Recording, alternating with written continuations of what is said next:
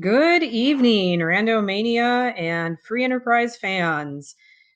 We are very happy to be here tonight to bring you this episode of the playoffs of the Highway to the Threemus Zone. I am Maggie the Cat, and I am joined by our restream team. We have got Starman doing the tracking for us tonight, Alicel rolling this wonderful seed and bringing us the restream, and I'm joined in the booth by my co-commentator Rex Arul. How are you doing tonight, Rex?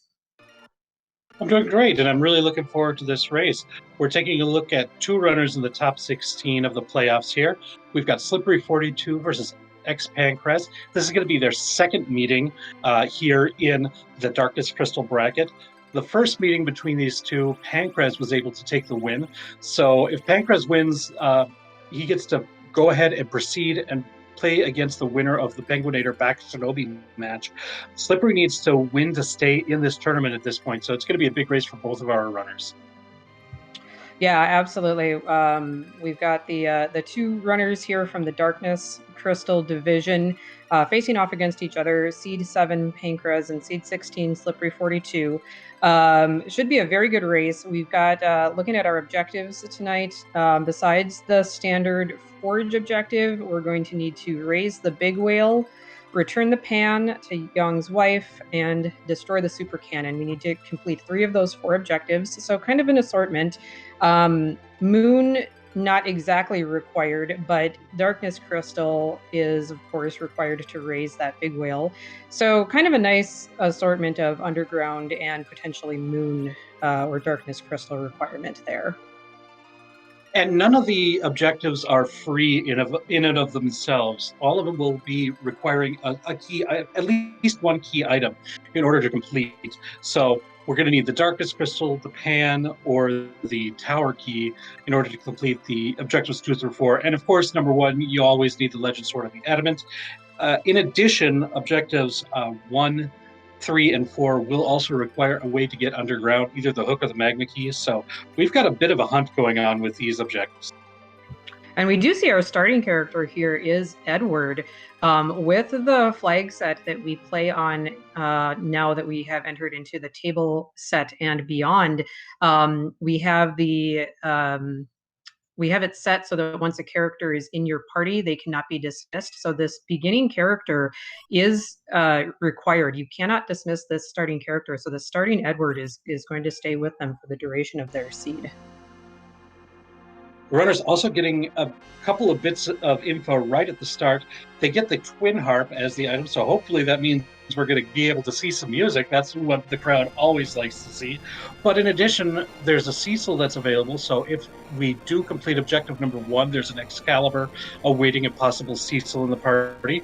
And also, we know exactly where Galvez is, so we're not going to be surprised by Galvez anywhere in the seed. So a lot of really kind of key pieces of information found right away.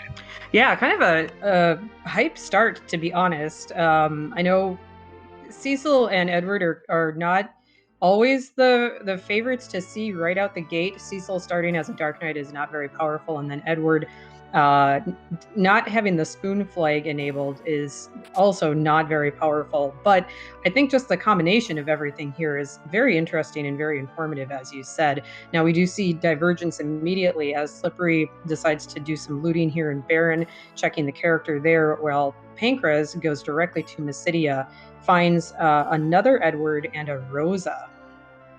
And quickly adds Rosa onto his team, someone who can actually do something at decent amount of damage at low levels, provided he can find a decent bow or arrows. And there's some good arrows there in those charm arrows right there in Mysidia for her, so that's going to help out a lot. Yeah, absolutely. Very nice to see any kind of white mage, but especially that Rosa. She is considered to be kind of the superior white mage between her and Porum. We do have the free character checks on, of course, so that does enable our runners to be doing these free character checks like in Mysidia, and we see it looks like both of them now are checking the Watery Pass, finding a Yang. Another kind of underpowered character at the start. He starts with a decent amount of hit points, but otherwise really relies on levels to gain a lot of growth and a lot of strength. He doesn't get a lot of really good equipment like some of the other melee characters like Kain or Sid do. So you really need to level him up to kind of high levels to get him to be decently powerful. The other way that you could kind of exploit damage with him is if you find all of his elemental claws and you kind of shuffle them around to exploit the weaknesses of specific bosses. But not all bosses are weak to elemental damage, and you've got to find all of those claws. He starts with the fire one. The thunder claw is going to be the most important one to find if you're going to go with that, and then the ice claw, and that might mean a lot of shop checking too, and that might not be something you want to do either. Looks like we got the Kaipo bed check. I think that was a Kain sitting there. If they happen to find an early Sand Ruby, Kain is a pretty decent pickup, especially early on if you can find a decent weapon for him. Unlike Yang, Kain will scale much better early levels if you can find a good weapon for him, since he relies much more heavily on his equipment for his power. So if you find even something like a fire spear or a blizzard spear or a Gungnir spear, some kind of mid-range weapon like that, he can be a very good DPS for you early in the game. And we see a little bit of high-fiving as both of the characters going through the back end of the watery pass. Getting a few extra treasures there, but I believe they're going to be heading over towards Damsia next. And Slippery is right there. I've got some more looting to go in there, another character check. So we'll see what we've got in store there. At this point, I think they're really hoping to find someone like a Sid or a Tella, give their party a little bit more direction. They've got no black magic in the party either, so they're looking for a whole lot. That elven bow in the bottom of the Damsian basement, that's the kind of good bow that you're looking for Rosa to have. Really nice pickup. They've been doing, both of them, quite a bit of checking for treasures here, and as we can see, lots of the chests have been empty. We are playing with the T-Sparse flag on, T-Sparse 60 flag, meaning that only 60% of the chests are going to contain items. The other 40%, as we have seen, are going to be already pre-looted and just empty. So especially that watery pass that we saw both of them try to loot earlier had a lot of empty chests in it. So that does kind of stymie their early checks here for getting loot and potentially money as well if they're trying to find stuff even just to sell for doing some shopping later on. You get a little bit of difference in the character choices here in Damsian Castle as Kain is the character. Pankraz decides to pick up Kain where Slippery says, I'm not going to be committing to Kain at this point. Might be thinking like, I don't have a decent weapon for him at this point. It might not be prudent to take him until I know I can actually use him for this early part of the game. Because if you're just going with the default spear, that's not necessarily a great character in the early part of the game. And we do see another Rosa up here on Hobbs. I don't know. I don't think that Slippery has checked Mysidia yet, although it looks like he is going to the correct continent at least. Checking ordeals first. There is another character available midway up the mountain here. So we'll see if he's just going to check this character and then maybe scoot on over to Mysidia, or if he has another idea in mind here. And another Kain being found in that Mount Ordeals. Meanwhile, xPankraz is going to continue with the looting and heading over to a place that has a little bit higher loot pools to pull from in Evelyn Castle. Might be looking for a bunch of loot that you could sell for a lot of money. Might be looking for a couple things to point in the direction of what characters do I want.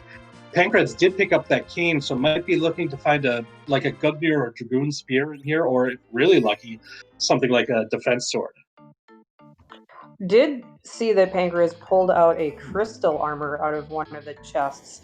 That, of course, is Cecil's best armor defensive-wise once you upgrade him to a paladin. But I think even more useful or commonly used, most runners are going to sell that. It sells for a lot of money, and because it will prevent Cecil from getting the berserk effect if one of the white mages casts berserk on him, it is pretty common to sell that armor. So that actually was a pretty nice pickup, considering we did miss out on a lot of the earlier chests since they had been pre-looted. And it looks like Pankraz got what he wanted in finding a rune axe, and that's something that Kane can equip, so that's a decent weapon for Kane for this early part of the game. It's got a pretty bad hit percentage, all things considered, but very good attack power. Yeah, and it will also hit anything that has mage weakness, like the Magus Sisters or Ashura. Any of those bosses are going to take quadruple damage from weapons like that rune axe. So that can be very nice. Those mute arrows that he just pulled out of that chest here in Antlion will also hit that mage weakness. So pretty well set up between that rune axe, mute arrows, and elven bow to take out any kind of mage boss that he were to find here. And you see xPankraz moving the character order around, putting Kane in that middle position. Whatever character is in the middle position of your party gets a boost on your accuracy. So the fact that the Runex has a bit lower hit percentage is a bit mitigated by putting the character in the middle position, so Kane can do a lot more damage. And these dark imps here at the bottom of the Antlion Cave are not going to be too much of a problem for this team because of that. And we see Slippery is right behind xPankraz, making his way down to the bottom of this Antlion Cave, doing some looting along the way. I'm not sure if he did find a good weapon for his cane. We're about to find out here since he is in his inventory screen. Looks like he found an ice brand, which is a pretty good one. It's not as strong as the Rune Axe, but it's a decent weapon, all things considered, as well. Yeah, definitely. It will hit anything that has fire weakness. The main one that I can think of right offhand, of course, would be Rubicant. Like we talked about earlier, any of these early checks, that ice brand is going to be perfectly acceptable to get through these early checks here in the overworld. And we see the reward for defeating those dark imps is going to be the tower key, which is a very important item considering objective number 4, which is destroy the super cannon. And remember, we need to complete 3 out of the 4 objectives. So having an item that can be an easy way to defeat or to complete one of them is going to be really nice. Now, I'm sure the runners are hoping to be able to complete objective number 2, because that also serves as a way to get to Threemus, plus gives you access to the Giant Ababil, which we've seen a lot of runners prefer to be their place to grind for the final fight as well.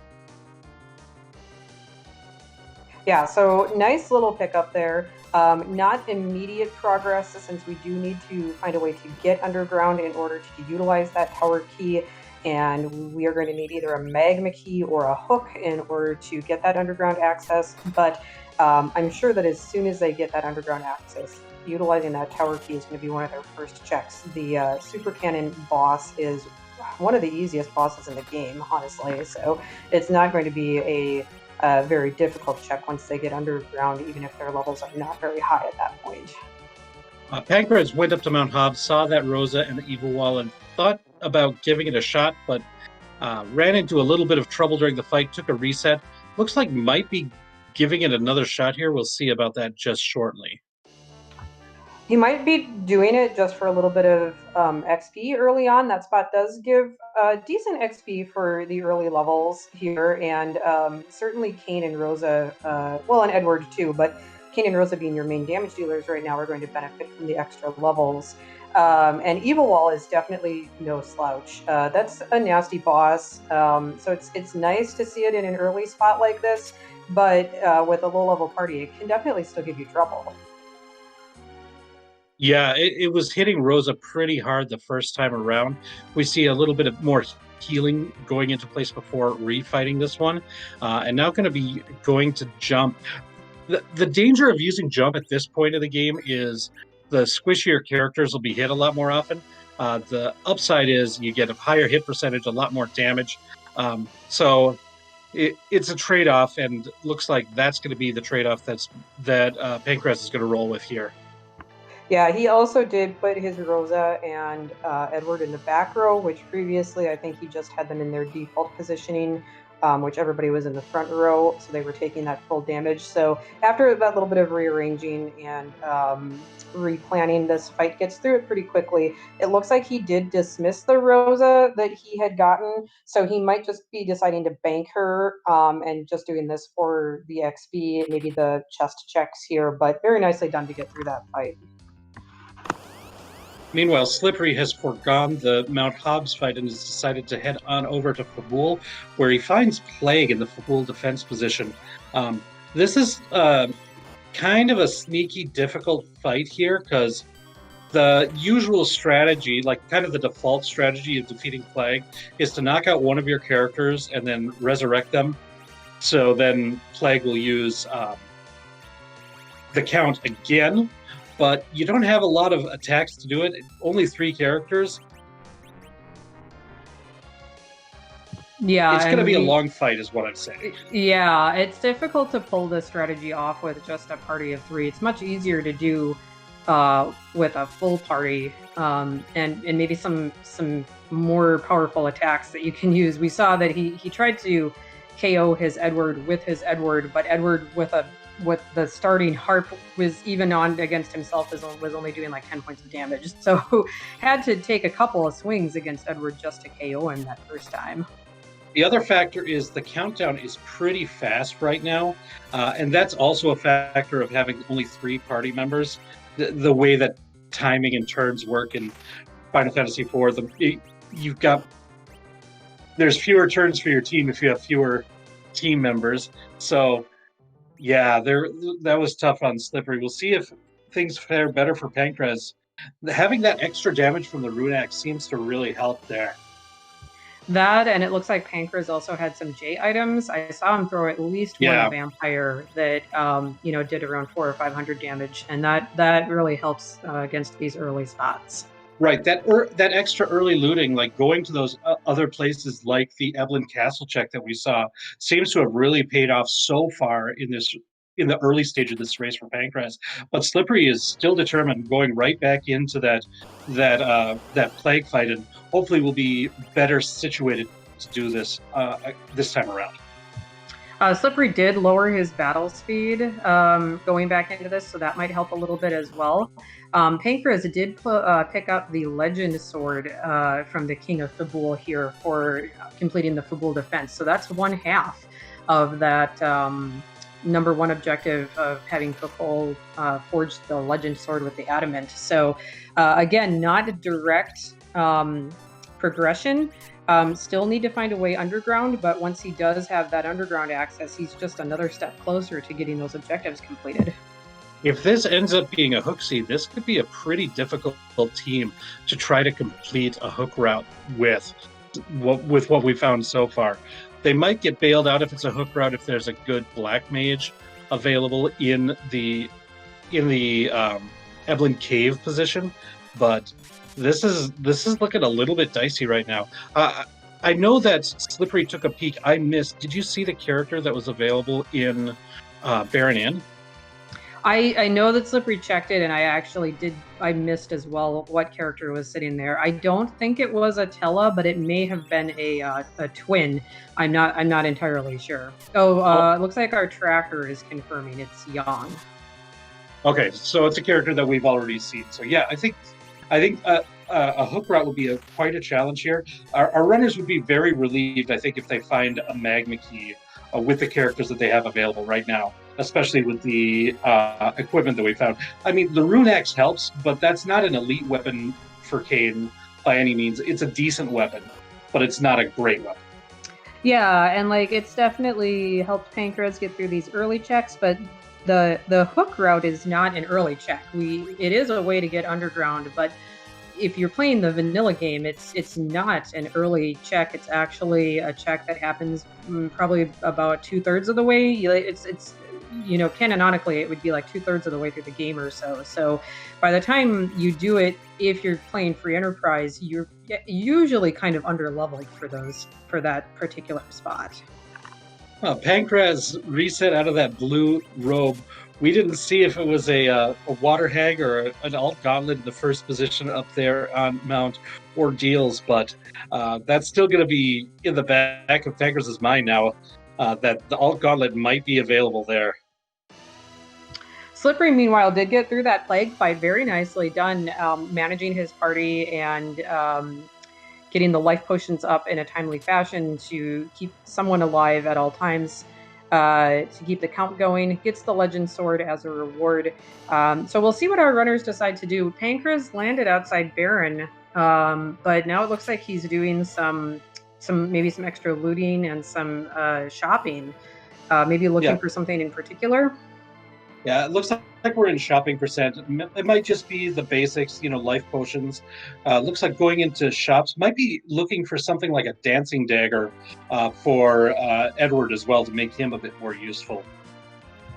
Early dancing dagger for Edward is always really nice. Yeah, and I don't think that we've seen one yet, that I've noticed anyway. So would be a nice little boost since I think the Elven bow is the only bow that they've found, and of course that's going to go on Rosa if you have her in your party.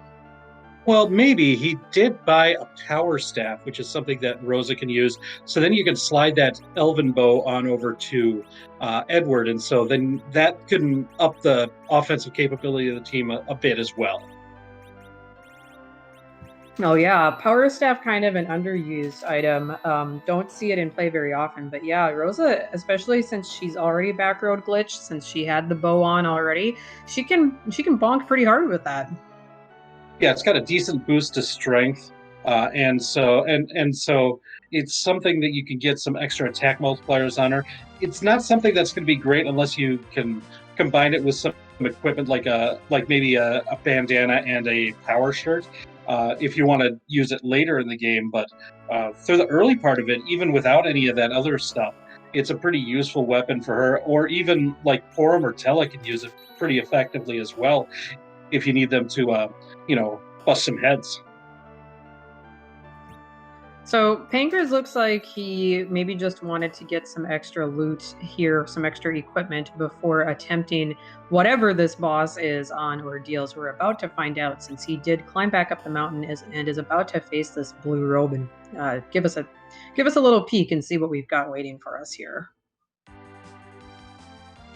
And the answer is it is the alt gauntlet.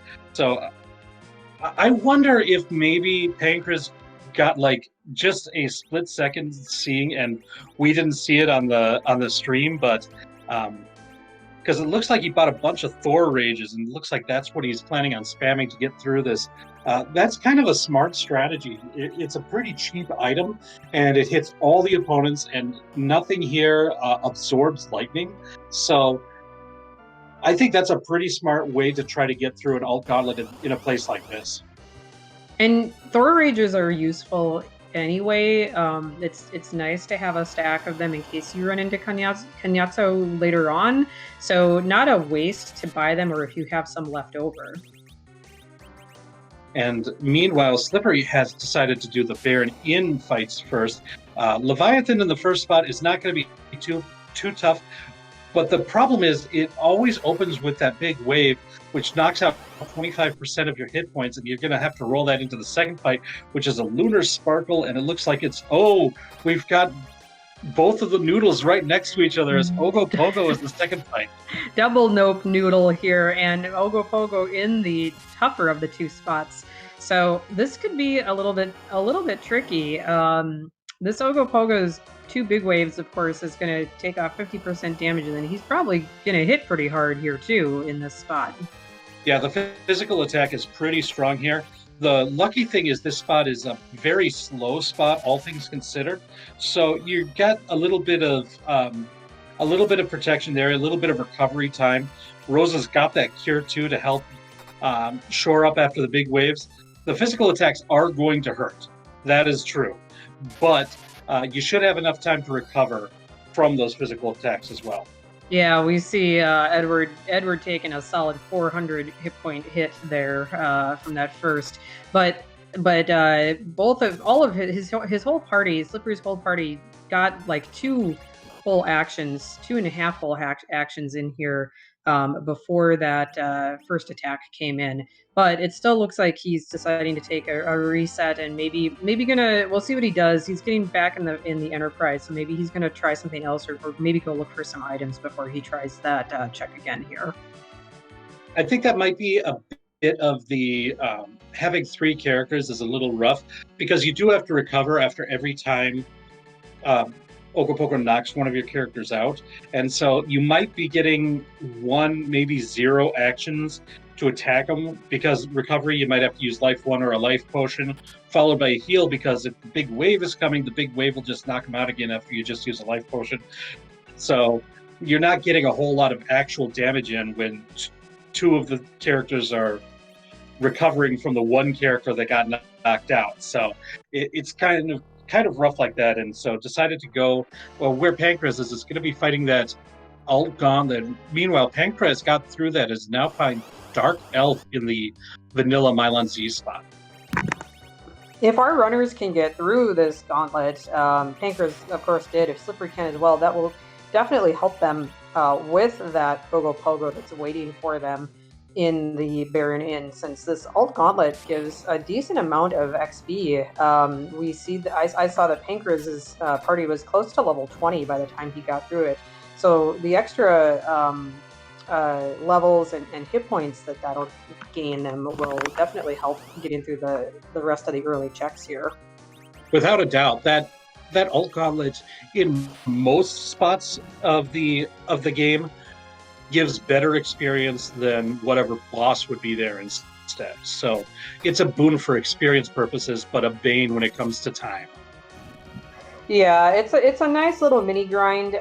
It's sort of that double-edged sword where, yeah, it takes a while to get through. It's 5 consecutive fights drawn from the random encounter table of the area that you are currently in this case from Mount Ordeals. So yeah, you got to get through these 5 encounters, but we can see getting a nice little chunk of XP in return here. And Pankraz making pretty quick work of this Dark Elf that's in the back attack spot because of these extra levels that he gained. And you see Rosa switching over to the Power Staff to finish off the Dark Dragon form, and that is enough. Pankraz is through that, and only 1 more boss left, and we're going to get a key item check before that even. And it looks like Slippery too had a stack of Thor Rages that he is utilizing to get through some of these fights in the alt gauntlet. So both of our runners making very good utility of the items that they have and the strategies that they have available to them here. And now we get that key item check as what would normally be the Legend Sword falls from the sky, and we get the hook. Oh, so it is very possibly a hook route. We do have a couple more checks that we could make, that Baron Inn spot, and then we still have a Twin Harp that they could check as well, where the Magma Key could still be hiding, but very possibly we are looking at a hook route here. And the question is, do you want to take a look at the character and the boss and possibly go that before you try to go down to Cave Magnus, or do you just say, I hope for the Magma Key, so I'm going to go and check music? That Cave Magnus is a real out-of-the-way check for runners, and a lot of racers, if they're trying to win, are going to be trying to avoid that place if they can, just because it is a long check. And especially since we don't have access to the exit spell, I don't think we saw the item exit available in shops either. Rosa won't learn exit until you can complete the Tower of Zot. So you'd have to walk all the way out of that at this point. Yeah, and of course the that spot is the Cave Magnus boss spot is a little bit more difficult than some of these earlier checks. It's still not. I would put it like, I guess, kind of mid game. So it's a little bit. It's I think it happens in the vanilla game pretty shortly after Mount Ordeals. So it's tougher than this Mount Ordeals check. And their party is still a little bit underwhelming since they only have 3 characters. Edward is not contributing a whole lot, and they haven't found a ton of decent gear especially for that cane that they're using as their main DPS. Yeah, in the vanilla game, it's the Cave Magnus boss happens after the Baron checks.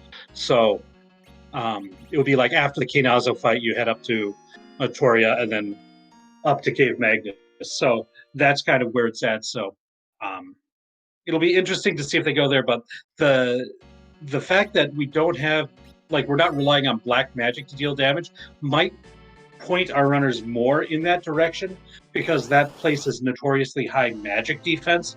But we're not relying on magic defense or magic damage in order to get through the fights right now. So that might say like, hey, well, maybe I'll check this anyways.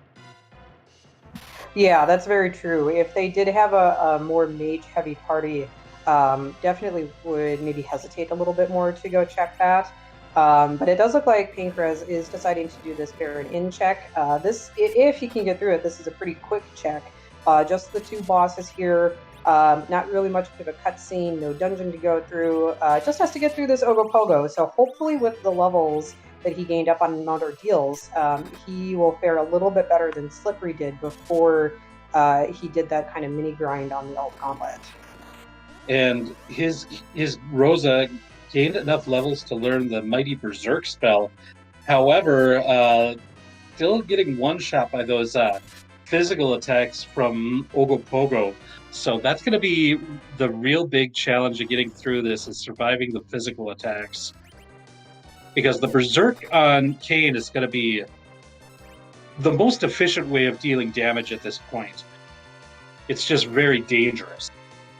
And we do see Ogopogo's a little bit faster here. I'm not sure if maybe Slippery had lowered his battle speed before he went into his fight. But there we go. It looks like Pankraz does manage to get through it. So yeah, very nicely done. That Berserk definitely helped a lot. Yeah, it does a very good job of adding up the damage. Just gets the pink tail as a reward. We do have the hook, so we could turn that in. You could get lucky, get either like an Artemis bow or like a Dragoon spear, and that would really help your party. Did he say yes to Yang? I don't think so. I think I saw the cursor move, but maybe we'll confirm that in just a moment here if he goes into his inventory screen. Pankraz has been really fast with the inputs, so it would make sense if I missed it. Yeah, and there's definitely been times where I've missed it on the character selection too, where a lot of these runners, especially in this top 16 that we're seeing here, it's really easy to miss some of their inputs. It's the same thing we talked about where maybe Pankraz saw just a glimpse of that alt gauntlet before resetting out of it that we didn't even see.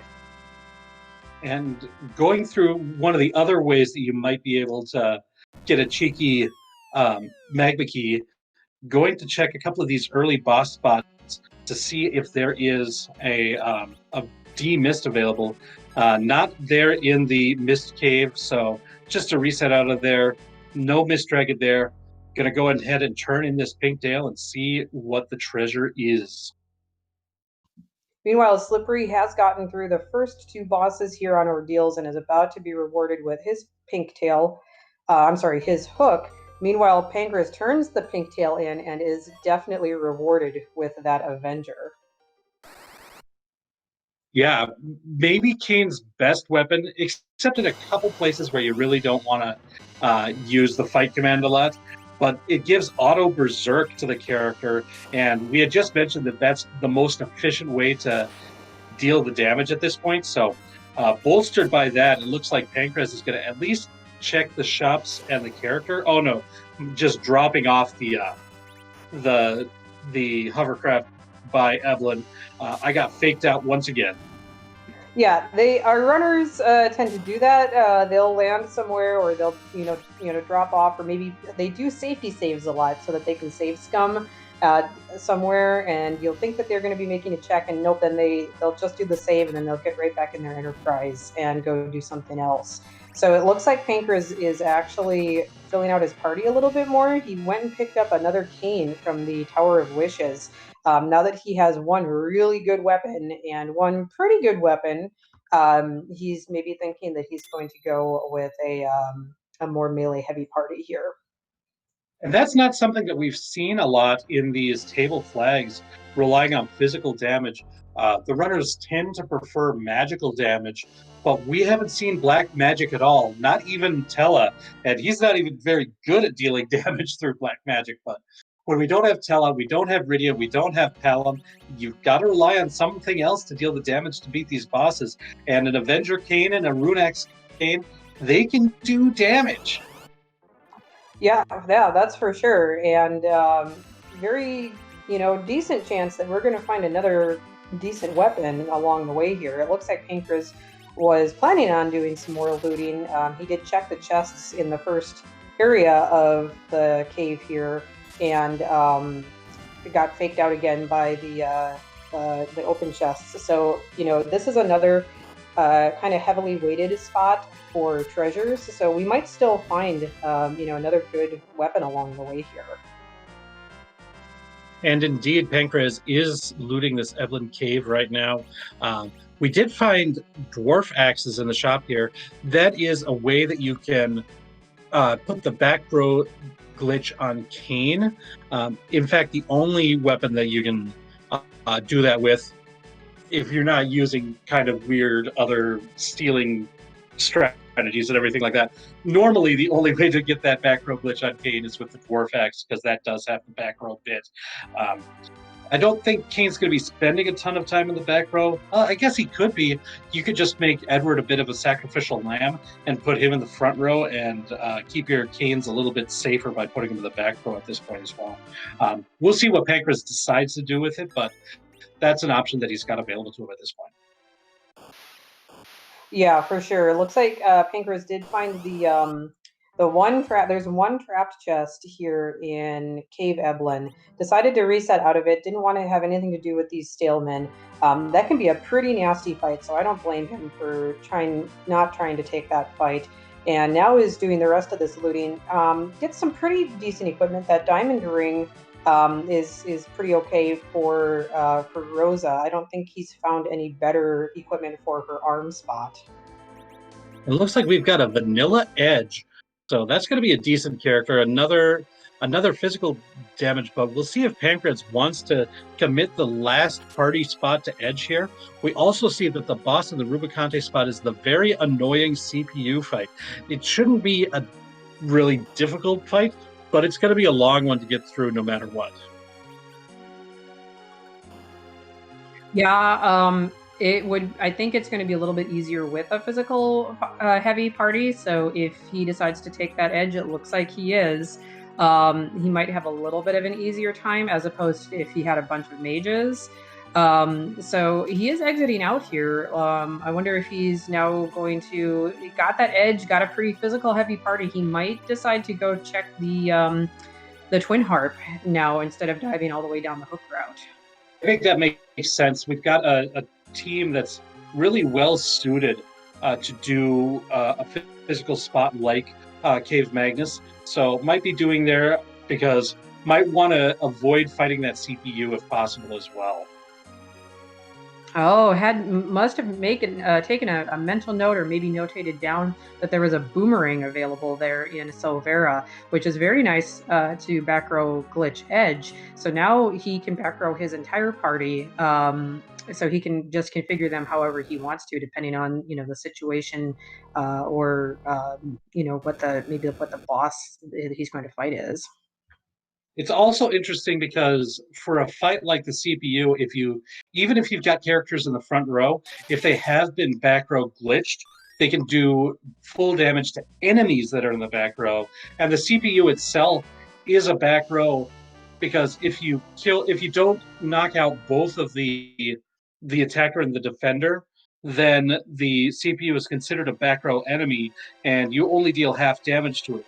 But if you've got the back row glitch on, you can deal full damage there. So that's just going to make that fight easier if Pankraz has to do it. And we'll see if that's where he decides to go or if he decides to go to Cave Magnus. I think either of them are good choices for him at this point. Now, Slippery has followed Pankraz into Cave Eblin, found that edge, picked up that edge, But I don't believe that Slippery went back and did the Baron in check and defeated That's that right. Pogo. So yeah, he doesn't have the pink tail, doesn't have the Avenger for one of his canes. He does still have an open spot in his party. So if he maybe he's thinking about keeping that open, if he does find a mage or a Tella or somebody else later on, if he can manage to get into the underground or find a darkness crystal without having to fill out his party entirely. That's right. Slippery has a little bit more freedom by having that empty slot still available. With this permajoin, if a Tella or a Palom is found, Slippery can add him into the party easily. Pankraz, Pankraz is done with choosing party members. We've got what we want, but it looks like he's looking for another really good piece of equipment or a little bit of extra levels, prepping for possibly committing to that hook route. Wants to get some levels, most likely on that new cane. So it's going to be completing these trap chests within Eblan Castle. So kind of a 2-for-1. The possibility of getting great equipment plus the extra experience. This is pretty neat for a team like this, which is kind of in a medium position going into what could be a difficult hook route. Yeah, and we see that that edge was definitely a nice pickup for these trapped chests. That flame helped a lot with against those Skulgers.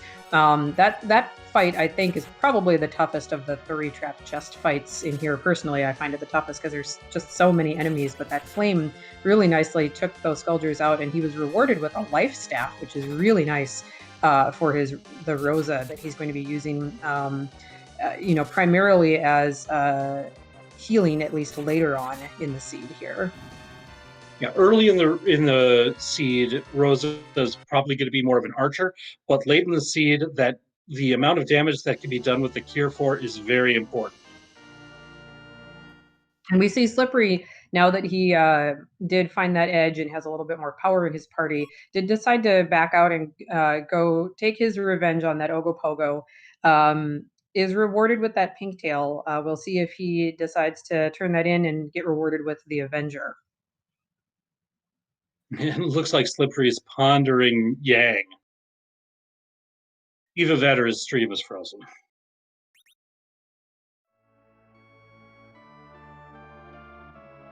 Ultimately decides not to take the monk. Not a surprise.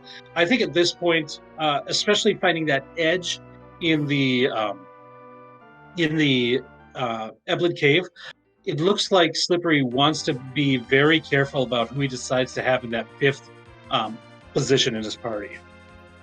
Yeah, and that can be kind of a double-edged sword too, because you want to kind of hold out for just the right character, especially maybe if a runner is thinking that they want a Tella to do a grind, or if they're holding out for a black mage, something like that.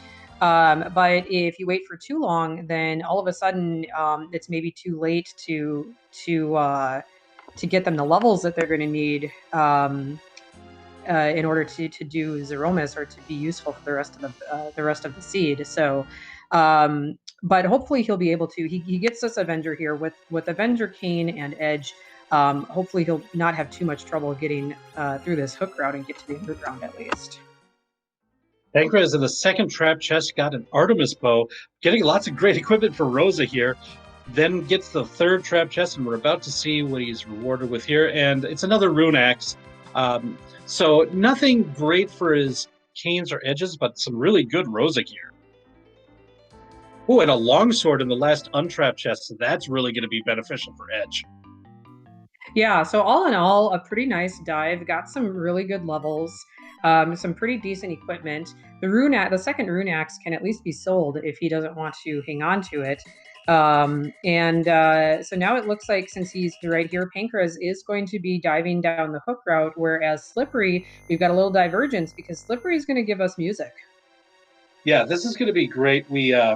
We're going to get to hear some hype tunes, but could be huge for Slippery if this ends up being a key item that either unlocks more access on the overworld, or is something for a key item progression, or is the almighty Magna key.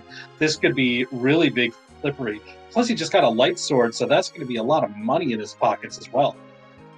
Or if he wants to hang on to it, he can dart it, I think, with that edge as well. Lots of options in the party. Siren. He just Siren's pulled a huge. Siren too, yeah. Yeah, Siren's not available in shops in this flag set unless you're lucky enough to find it in a local shop. But pretty infrequently do you see Sirens in this particular flag set.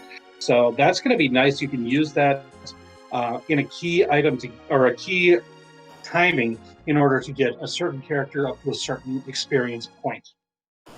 Yeah, even a single Siren like that can definitely like make or break your leveling.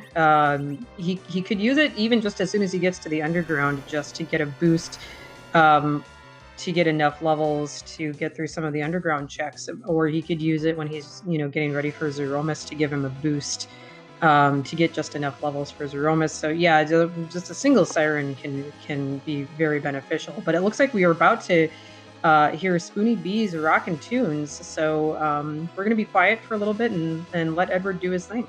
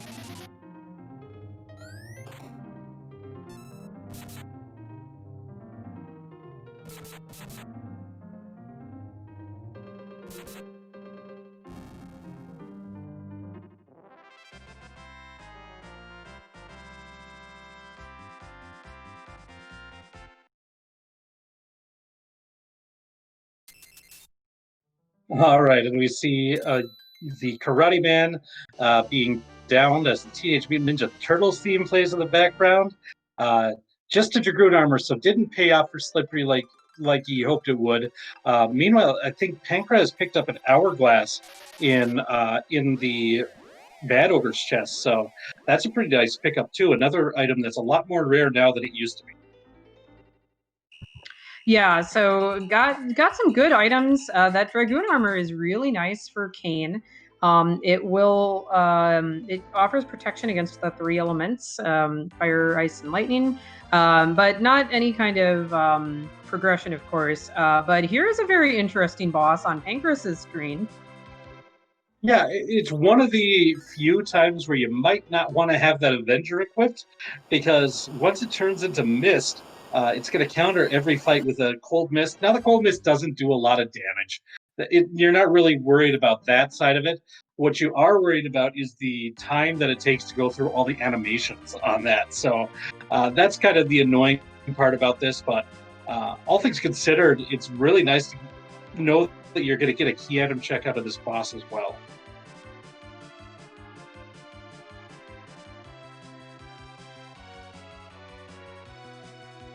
This is also a spot that has pretty high physical attack, which is what the D-Mist does for most of its damage. I mean, the Cold Mist is being the one exception.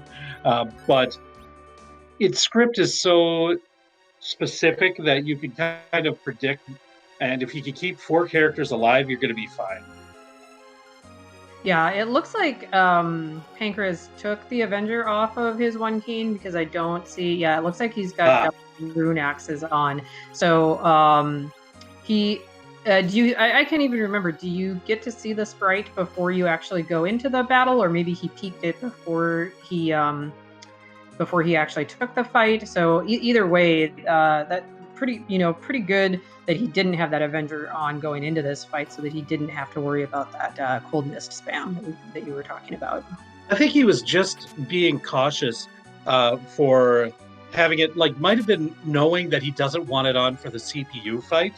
So is just got it off beforehand anyways. And if it happens to be a boss that he doesn't want it on, he'll be ready for it anyways. So, and you can always switch to the Avenger in the fight. So it's often better to start a fight with it not equipped. And then if you do want it, you can just, on his first turn, switch to the Avenger, and then he's Berserk for the rest of the fight. So it looks like that's probably what he did there. But he got through that D-Mist without too much problem. And he gets a free heal before this.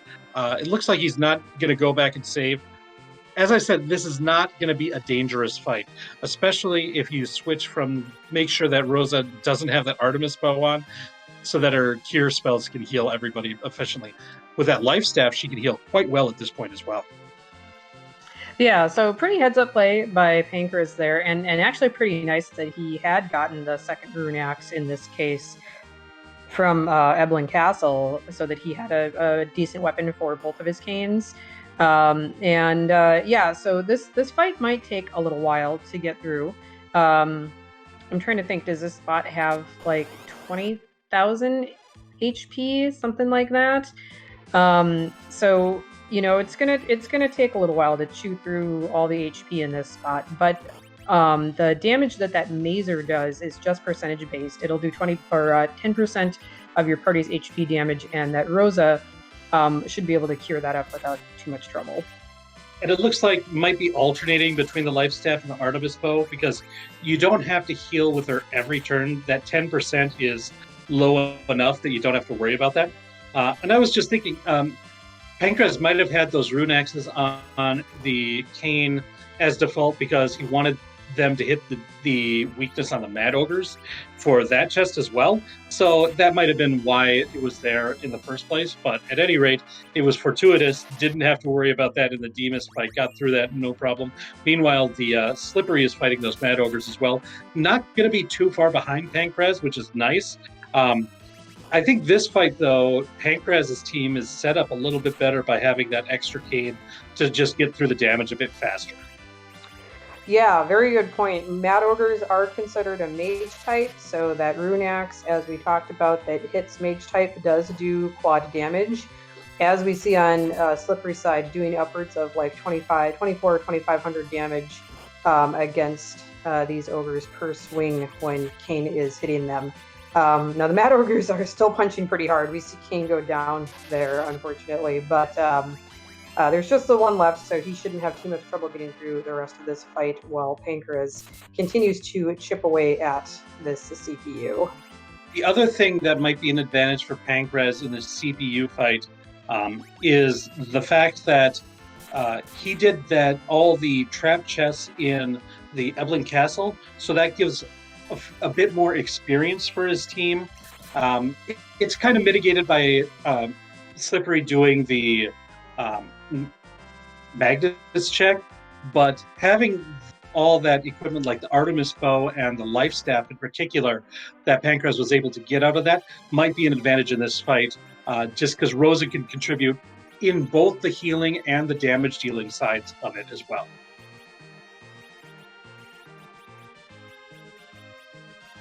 Yeah, very true. We do see Pankraz's levels are several higher than Slippery, so he's just going to be doing a little bit more damage by virtue of both levels and having two canes versus the one cane on Slippery's side. Neither of them, I don't think, are going to have any trouble getting through this fight. It's just a matter of how long it's going to take because, as we said, the CPU does have quite a bit of hit points here. So I think CPU at any spot is kind of one of the more annoying bosses. It's one of the safer bosses since it always just does that percentage-based damage, but it's always just kind of annoying because it is back road. So at least I think both of our runners now have back road the majority of their party, or Kane can hit back row with his jumps as well. I don't remember if Slippery had found that boomerang that we saw Pankraz do a beeline to as soon as he got edge. So that might be one area where there's going to be a bit of a difference. Another difference is this D-Mist fight. It looks like Slippery does have that Avenger on, so if D-Mist can go down before it first turns into Mist, that's great, but it looks like it's not going to be quite that fast, so we're going to see some Mist animation, but the CPU itself is down on Pankraz's side, just needs to defeat that attacker, and then we are off to the underground. Yeah, so very nicely done on Pankraz's side. Didn't take him too long to chew through all of that HP. Just has to get through this mazer now, which is still got a little bit of HP on it, but looks like he's taking that down without much trouble at all. And I wouldn't be surprised if Pankraz, once is in the underworld, turns right back into the tower. Since that super cannon objective is there, we have the tower key. We might get a peek of the boss at the top of the tower as well, and might be able to conquer that at this time. And we'll see if that's what Pankraz decides to do, or decides to go and do the free checks that are also available in the underground. There's so many options to the runners once they get underground. And that was either an Antlion or an Octoman, but again, Pankraz really passed on the checks. Yeah, I was going to ask you if you caught it. I saw the red, and yeah, I saw what looked like a tentacle kind of thing, but that could have been either an Octoman tentacle or an Antlion pincer thing, whatever those are called. So yeah, very, very quick on the check there. We might see it if he decides to climb the entirety of the tower momentarily here. And we see that Cold Mist still just eating up time over on Slippery's side. So just unlucky that he decided to start this fight with the Avenger equipped. For most bosses, it's great to have that Avenger. There's just a couple where it's really bad, and the D-Mist happens to be one of them. And Pankraz does decide to go right back in there. I'm sure we're going to see the tower key used. We'll see if he decides to go all the way up and defeat the boss at the top of the tower as well. Slippery does get through that D-Mist with just that cane alive, so that is very good that he managed to take that down, because that cane was berserked, of course, with the Avenger on and didn't have a way to raise the rest of his party. Looks like he is going to go back and take the safety save, does not want to go through that D-Mist fight again. Can't blame him for that, and looks like he is going to be re-equipping his cane as well in preparation for that CPU fight. And we see the other blue room here in the Super Cannon room, and we know, because we've already seen the Elk Gauntlet, that is going to be the Water Hag. It's kind of unfortunate that that's in this spot, because, as you mentioned, Maggie, earlier, this is one of the easiest boss spots in the game, and to have a free boss like the Water Hag sitting there is a bit unfortunate for the runners, should this scene end up being any, significantly longer. Yeah, you'd love to see something maybe like an Odin or Wyvern or something a little bit more difficult here, because this spot's got really low HP, really easy to get through. Well, I don't like to see Wyvern here. I've gotten wiped by Wyvern in the Super Cannon room so many times. Yeah, it's pretty fast, but yeah. Either way, this Water Hag would have been nicer to see, like, maybe, let's see, what are our other objectives? I guess if you need to go to the moon, finding it on the moon would have been better. But either way, Pankraz gets through it very easily. Let's see if he decides to climb the rest of the tower, or if he's just going to turn around now that he's got his objective complete. And it looks like he is going back down this. He might make a save here on this floor, or he might just be going for the Penguinator special, the half tower play, which is an interesting choice, because we're going to need 2 more key items still in order to complete it, and that could be a combination of things. We're looking for a combination of the Pan, the Darkness Crystal, or the Adamant. We need 2 out of 3 of those, and if the Darkness Crystal isn't one of them, then you're also going to need the Pass. Right, exactly. Yep. So we'll see. We are going to get a key item check here, since he, of course, did complete. That was a key item check to actually destroy the cannon room as well. So we'll see what the engineers give us here. We get a rat tail, so that yields yet another key item check. Remember, we have the demiss check available for Pankraz as well. So once he decides to go back to the overworld, there are a number of checks that are open right now. Yes, very true. Let's hope that he doesn't fade any of that. Once he does decide to go back up, he might just be thinking that he wants to get everything accomplished all at once. Maybe he's going to, do something like check Sheila, look for the pan, and try to do a bunch of stuff all at once he goes back up to the overworld. We'll see if he's just doing some looting and some shopping here, or if he's actually going to do the dwarf castle check while he's here. I don't think I'm I think I'm actually kind of a decent fan of going and doing the free checks here before heading back to the overworld and just routing all those free checks all together at the same time. And then you also have an opportunity, it looks like Pankraz is going to take it, to do a bunch of shopping here in the underground. With the flag set that we have currently on, the underground shops are what's considered gated shops. And so they have a bit higher quality of items. As you see that longsword being purchased, just going to make Edge a bit stronger for the rest of the seed as well. So that's a nice find.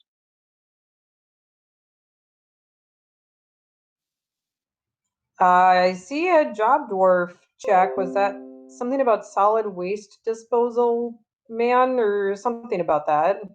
Yeah, something like that. And so, yeah, the job dwarf is out out on the clock today. So, yeah, here we go. I don't know. That doesn't. I mean, not a very pleasant job, but somebody's got to do it, right? Well, yeah, the job dwarf will do basically anything. So, Yep. whatever. The real Dick Van Dyke from Mary Poppins position is the job dwarf. And Pankra is deciding to do the rest of his freebies here. Is going to dive down here into Feymarch. We've got, of course, the one freebie chest down here, and then two bosses. We did see, of course, we saw the one free boss that we just were lamenting about up in the cannon room, but there's a few other bosses that are still in the pool. King Queen Eblin, I think Hypo Guards have not been seen yet, that could potentially be doable down here. And one thing I think it's really kind of interesting to see, with a lot of these table flags, we haven't been seeing a whole lot of looting, but we are seeing quite a bit from Pankraz today. And the fact that we're going with a big physical team rather than the magical teams that we're seeing in the most of the runs, I think is informing his decisions quite a bit, because the physical characters, Kane and Edge in particular, are really guided by what equipment they have more than their level. We mentioned that a little bit at the early part of this run, but it's really coming to fruition how much different the run feels when you've got a physical team versus a magical team. Yeah, definitely, and it has definitely paid off for him since picking up this extra loot, as we talked about, especially that Eblin Castle loot has definitely benefited this party that he's built up for himself here. I think that was Odin. That was a king sprite, but I don't think I don't think it was the free king that we like to see. No, it was definitely not the free king. It was definitely the difficult king. We might see Pankraz try to cheese it with Edward's hiding and everything like that. There's a possibility that because it looks like Pankraz is trying to set something up here, and so we might be seeing an Edward hide and then trying to.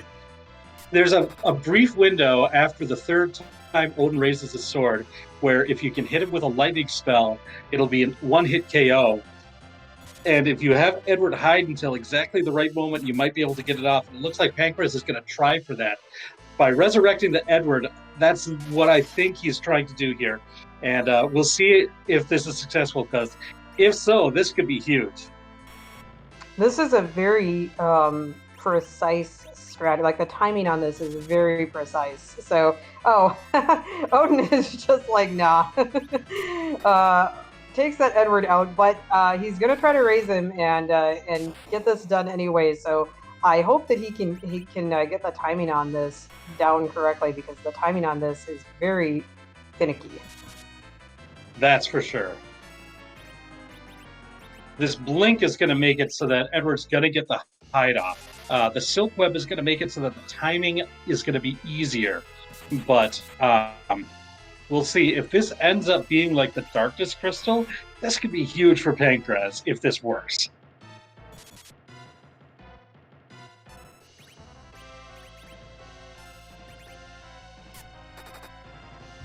Kane is doing work while he can with that Avengers sword on, that's for sure. He does have 1 hit point, so this Odin I don't think is gonna let him continue. But yeah, now we're just waiting until. So that's 1 raise of the sword.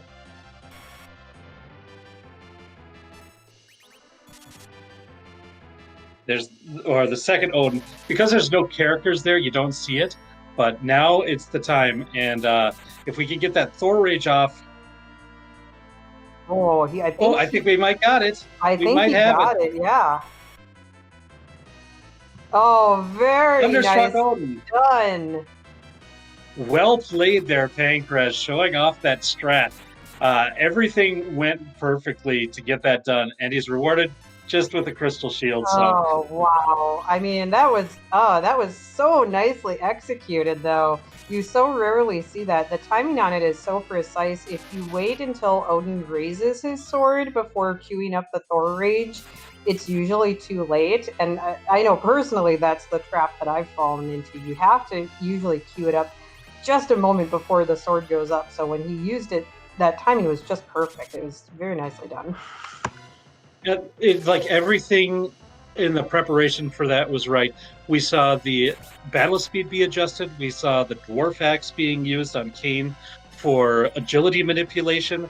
We saw the silk web being used to make sure that the timing is easier to predict, and we saw the blink spell be applied on Edward.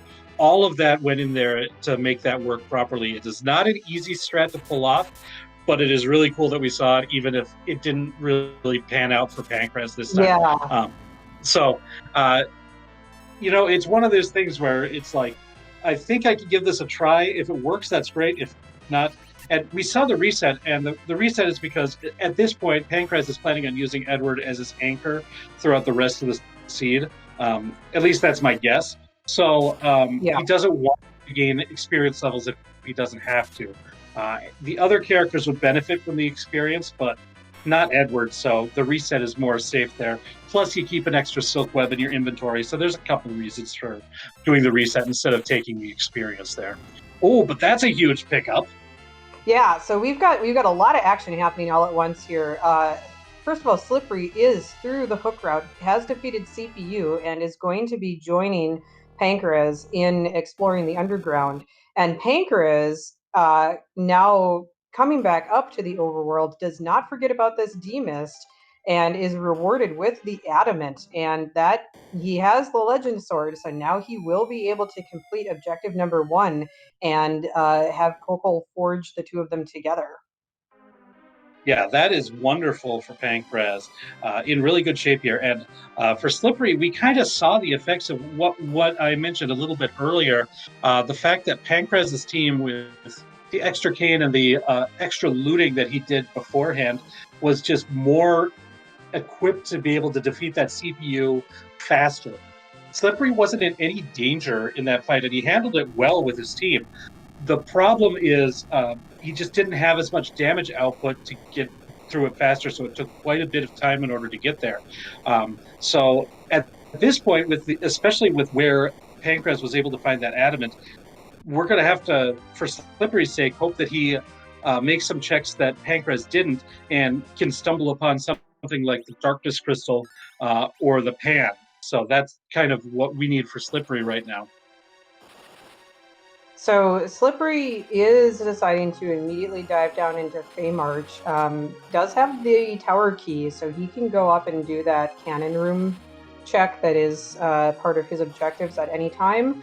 Whereas Pankraz gets the both the Earth Crystal and the Baron Key for coming in and turning in some of his other key items. He turned in both the Rat Tail and the Sheila 1 check here. So he's got a number of options available to him here. And it looks like he's making kind of a routing, a decision that makes sense from a routing perspective, which is going through Zot, which will leave him right at Baron. And Pancraz is doing what he's been doing throughout the rest of the seed. He's going to do some more looting. So it's going to be time to rate that treasury, everybody.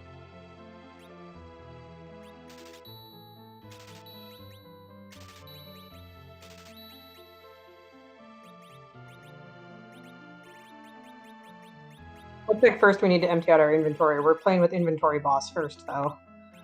When you loot a lot, you run up against the inventory boss a lot.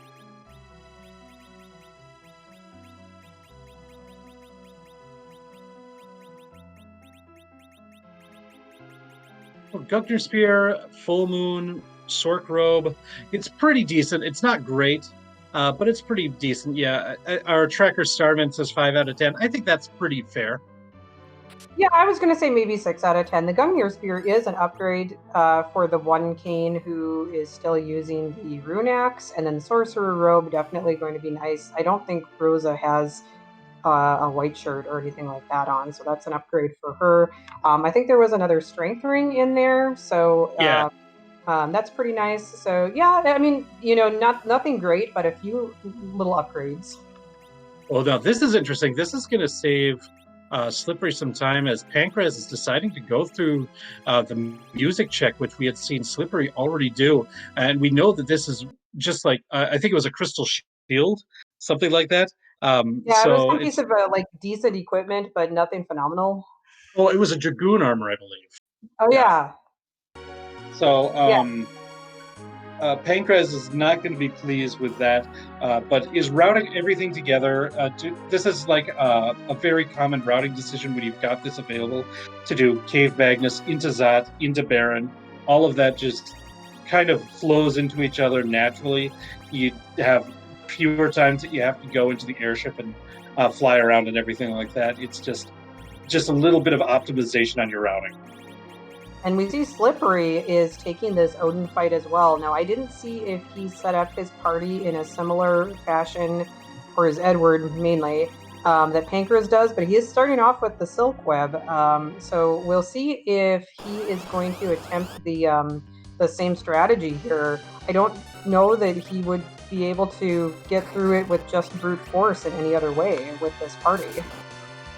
Ooh, unfortunately, Odin sniped Edward and then sniped Rosa as she was trying to cast the blink, and that's going to force a reset. So, yeah, that's a bit unfortunate. You know, he's doing a lot of the similar things that we saw Pancraz did. The only thing that's different, he's not relying on an anchor of a dwarf axe cane. But other than that, he's got everything set up the way that he wants. So hopefully this will work better for him this time around. So we're gonna watch Slippery try to set this up while we get a reprise of our music on Pancraz's side here. Enjoy Teenage Mutant Ninja Turtles.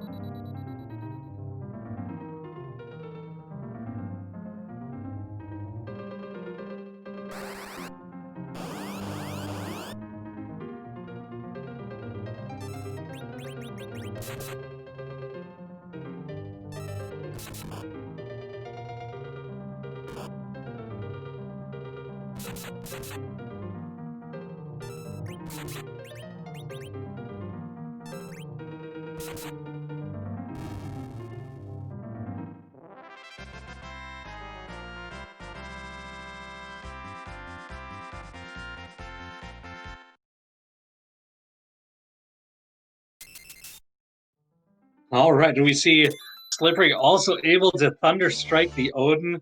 Again, this is not. It's just the crystal shield, so it's not what you want to see. But I think still very impressive. Seeing both of our runners do this strategy and pull it off almost flawlessly is the real prize in this seed. Yeah, that was really cool to see that strategy from both of our runners, and looks like Slippery, looks like he's taking the experience. He'd already had some XP on his Edward, and he has an open spot. So That's true.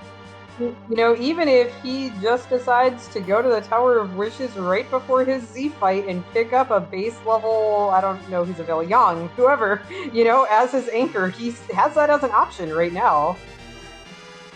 Yeah, no doubt.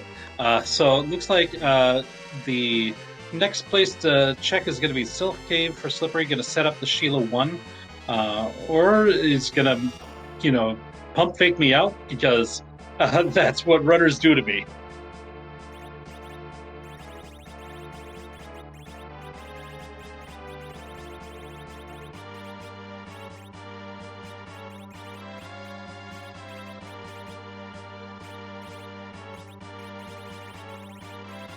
So Slippery, kind of following in Pankraz's footsteps here, going to go up and be rewarded, not for getting this Threemus check, and be rewarded with this adamant. And I don't think he dove into Sylph Cave though, did he? No, he faked me out by landing there and then deciding to check Threemus instead. Oh So yeah, okay, okay. the fact that one of the objectives is the pan, I think some runners, when they see that objective, they avoid going to Sylph Cave until they have the pan, um, just because that's something that they're looking for anyways. I don't know if Slippery is in that situation, but that's something that might be a consideration there. Yeah, it looks like he's going to go forge instead. Pankraz has the items to forge, but he hasn't actually turned them in yet. So this is interesting. Well, this is going to, of course, complete Slippery's first objective, but it is also going to open up the shop here in the blacksmith, which could have some interesting items. Let's see what we've got.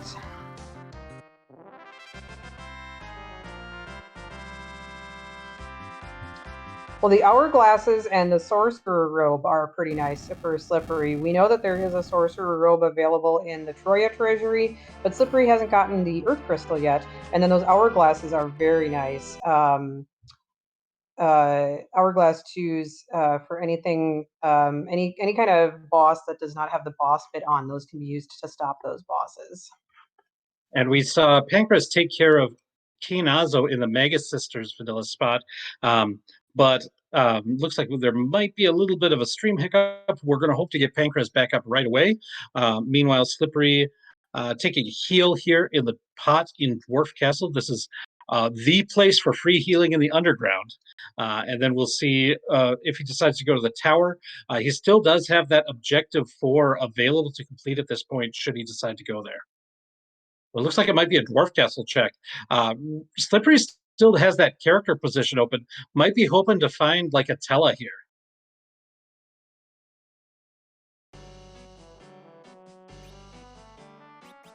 Or might be doing shopping because, yeah, shopping in the underground. As I mentioned earlier, these gated shops are a pretty good place to shop. And as we see that black belt being found there, that's going to be a good upgrade for Kane if you want to maximize his damage dealing abilities. You've got, if you need his defense, you've got that Dragoon armor available. And so it's really nice to kind of optimize between the, if you know what fight's coming up, if you want to have that Dragoon armor or if you want to have that black belt, having both of them is a very nice option. Yeah, and looks like he's doing a little bit of extra looting here. Was that a Zeus? What did he pull out of there? Was that just a Zeus Rage? I'm not sure. I was taking a look at Pankraz's screen. Because of the stream hiccup, we missed the characters that were available, and we know Pankraz wouldn't have been able to get them, but it would be nice to know who they were. Our Trekker Starman says that the boss in the Vanilla Valhalla spot was the King Queen Evelyn, so that's another free boss that's off the tables now.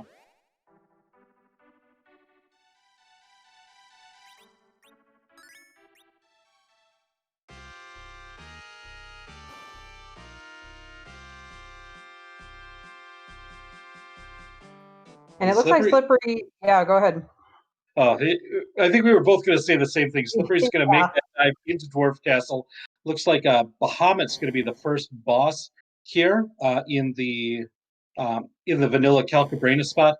Not going to be a very difficult fight at all. Yeah, if they have Star Veils, which I think that they've stocked up on them at this point, but even if they don't, I think they start with a few in the starting kit. Makes this a pretty trivial fight. And then we'll see what the second boss and the character check is here. Like you said, probably still holding out for possibly a Tella, which we have not seen yet in this seed. You know, with this Bahamut fight, I think a Berserk Edge and the Adamant, or excuse me, Avenger Kane, I think that's going to do enough damage to Bahamut even before the countdown runs down that you don't even have to worry about using a Star Veil in this fight. I think you might be right. I'm seeing these damage numbers, and it's oh, yep, there we go. Yeah, very easy fight for Slippery there. And now we remember from the beginning of the fight, Pankraz is going to be up against Golbez in this Beigen spot.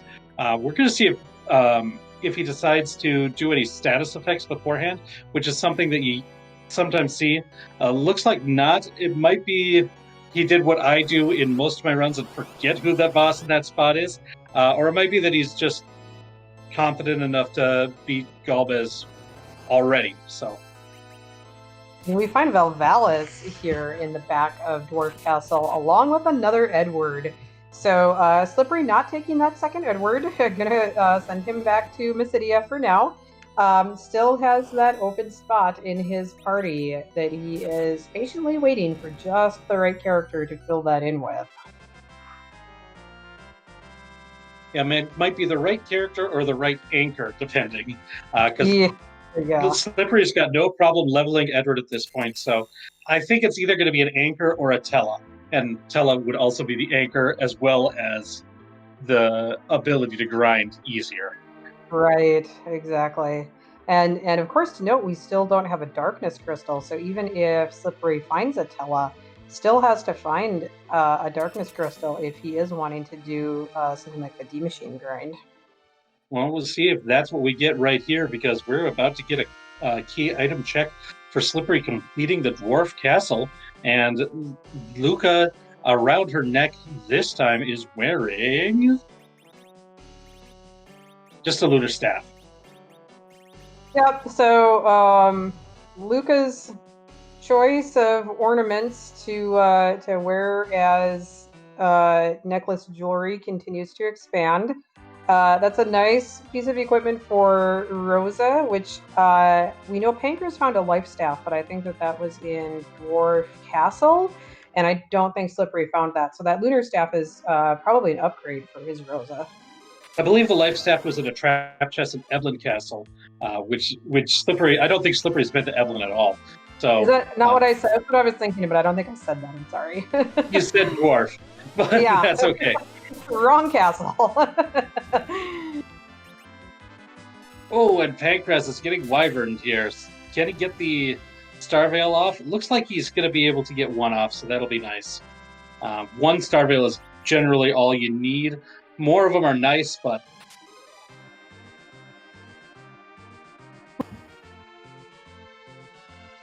and wyvern goes down. And Slippery is taking some trapped chests here in the Tower of Babel. So we'll see. I think he got another lunar staff. It was a lunar something. I think lunar staff is maybe the only piece of equipment that I can think of that has lunar in the name. There's our Tella. Yeah, but Pankraz has no room for Tella, so the old man doesn't get to join the team, but there is a Tella available. So if Slippery finds that Baron key that we saw Pankraz get, then he's going to be able to have the old man available if the Darkness Crystal is found reasonably soon to do that D-Machine grind. Whereas Pankraz just knows that Tella was available, but not for him. Now, I think the Baron key was from Sheila 1. The Pankraz got the Baron key and the Earth Crystal kind of at the same time from turning in the Rat Tail and the Sheila 1 check. Sheila 1. Yeah, so I think the Baron key was from Sheila 1. Yeah, I think you're right. I think it was the Baron key from Sheila 1 and the Earth Crystal from Rat Tail. So, yeah, Slippery hasn't got to Sylph Cave yet to set up Sheila 1 at this point either. Yeah, we talked that he might potentially be holding out to get the pan, especially because the pan is an objective in this seed. So he might be holding off on doing that. So yeah, we'll see how long he decides to hold off. The pan could be buried somewhere real deep before he does end up actually finding it. We're starting to run low on key item checks as Pankraz got the Luca key from defeating the Wyvern and is now going to go check the Odin throne down here, where Slippery is going to fight that. It is the Antlion that we saw at the top of the tower. So we've got a couple checks that we haven't seen yet, and that's Ashura in the Odin spot. So we're going to see how these fights go. Besides these two checks, which are both going to yield new information, we haven't seen either of these yet, is the other Feymarch boss, not Odin, but I think it's It was Baigen. Yeah, is that the only other thing that we haven't seen so far? Well, and now that we've got the Luca key, we've got the sealed cave open as well. But I believe that's it. Plus this fight here, both of these two fights that we're seeing on screen right now. Right. Okay. So total, if you include both of these, a total of 4 checks that we have not seen. Okay. And I don't think we've got any like Blue Planet rabbit holes left. So one of them has to be the Darkness Crystal, I believe. Well, the pan. If they find the pan somewhere, that. Sure, I guess that counts as a rabbit hole, even if there's no fights required for it. Yeah, there's no dungeons left, at least. But it could be either the Sylphs or or Sheila 2 does have Darkness Crystal. So, I guess it is a possibility that those 4 checks that we mentioned don't have the Darkness Crystal. So you're right on that. Demist is at least out, so there's no Demist hiding behind like or something like that. Yeah.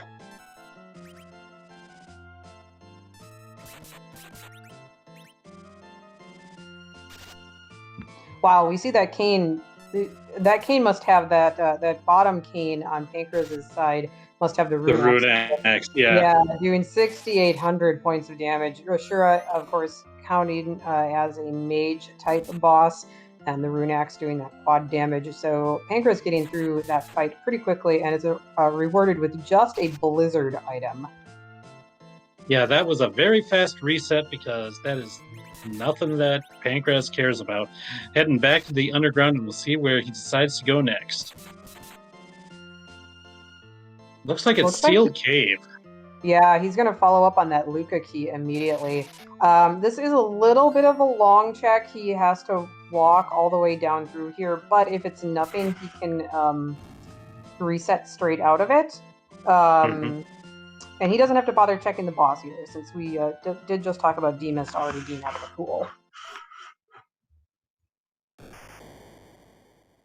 Ooh, a pretty nice find for Slippery with the pass. That means that once the final objective is completed, or the third out of the 4th is completed, Slippery can take the shortcut in Toria to Threemus. And since Pankraz faded the top of tower, that could be some time save that Slippery has available to him here. Yeah, definitely. And if let's see. Well, we know that he's not going to have to go to the moon because he already has access to destroying the super cannon, and the big whale can be raised with the darkness crystal, which has to be on the blue planet. So, yeah, once he gets that darkness crystal to raise the big whale, Slippery will be in go mode, and he won't actually have to. He won't have to use the big wheel. He can use that pass to just, take that shortcut straight to Threemus. But the thing is Slippery going to go down this? Ooh, there's the Darkness Crystal. So the Luca key, which is given from completing Baron. So Slippery's going to need the Baron key in order to get the Darkness Crystal. This is going to be a long thing. I think Pankraz is a big lead right now.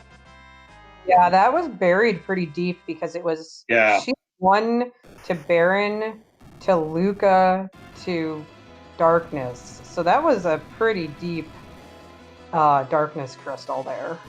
a good thing for Slippery is if once he goes down that road, since you need to complete the Baron key in order to do it, the Baron checks, he will see that Tella and will get the Darkness Crystal, so we'll be able to utilize a D machine grind if that's what he wants. Now, Pankraz doesn't have that available to him. We'll probably, my guess is use a Mac Giant grind. The other option is he is here in the sealed cave. If he wants to grind on doors, that's another choice that he could use at this point as well. Man, have we seen a door grind at all in the tournament?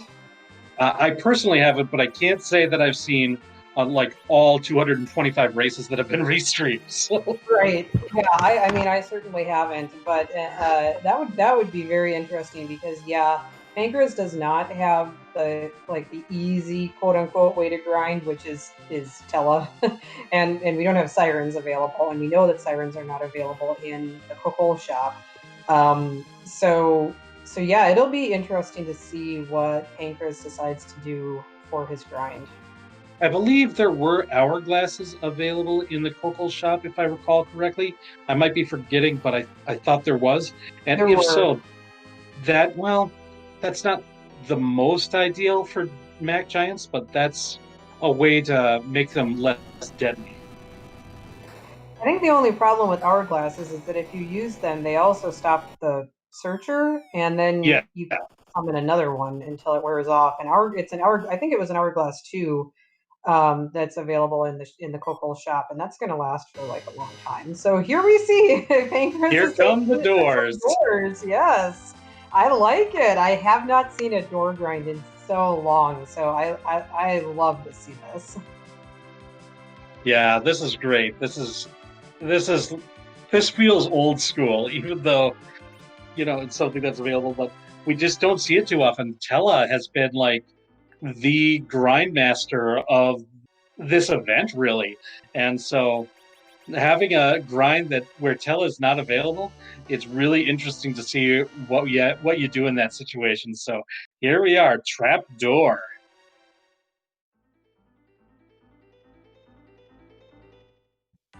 So Slippery goes and turns that rat tail in, gets the earth crystal. We'll see if he's probably gonna follow that next, if I had to guess what his next move is.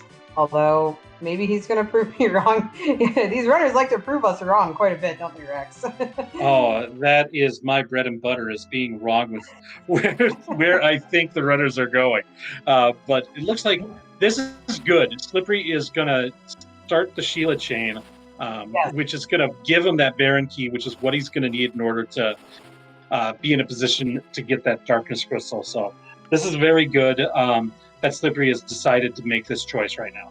I mean, I'm glad I was proven wrong. I was just afraid he was going to, get that earth crystal and think he was going to have to follow that chain. So I'm glad he's not, because I don't think that led to anything. I think that Pankraz's stream was down for a moment when he actually finished that check, but I don't think he actually got anything from it.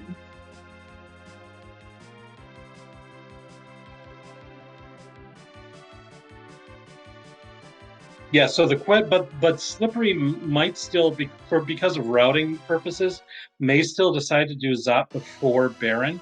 Um, like for his sake, I hope he decides to go to Baron and then shortcut past everything else and go right to Sealed Cave. But Right. But yeah, like we talked about, it is pretty common, to do the sealed cave into Zot into Baron check, and he's already done sealed cave, so he might, or Magnus cave rather, Magnus cave into Zot into Baron, so he might, and since he's already done Magnus cave, he might just do the Zot into Baron check since he's got those two available to him now. yeah, and might do that Odin check with where that Ashura was found as well. Um, you know, a lot of the top play here in Free Enterprise is about those small optimizations here and there, and routing decisions are really it. Because if it turns out it was the Odin spot where the where the item is, and you make the play of going to Baron Key, then to Seal Cave, then to Zot, then to Odin. That's a lot of extra time, even if they're nothing, because it's just the getting in the airship all those extra times is little bits of frames of animation, and you just want to take as few of those as possible. We've had 2 ties so Yeah. far during this tournament. So and those were like to the second ties that we've had to call for rematches to determine a winner on a tiebreaker. So anything that you can cut out a second here, a second there to avoid that kind of situation, you want to cut out as much as you can.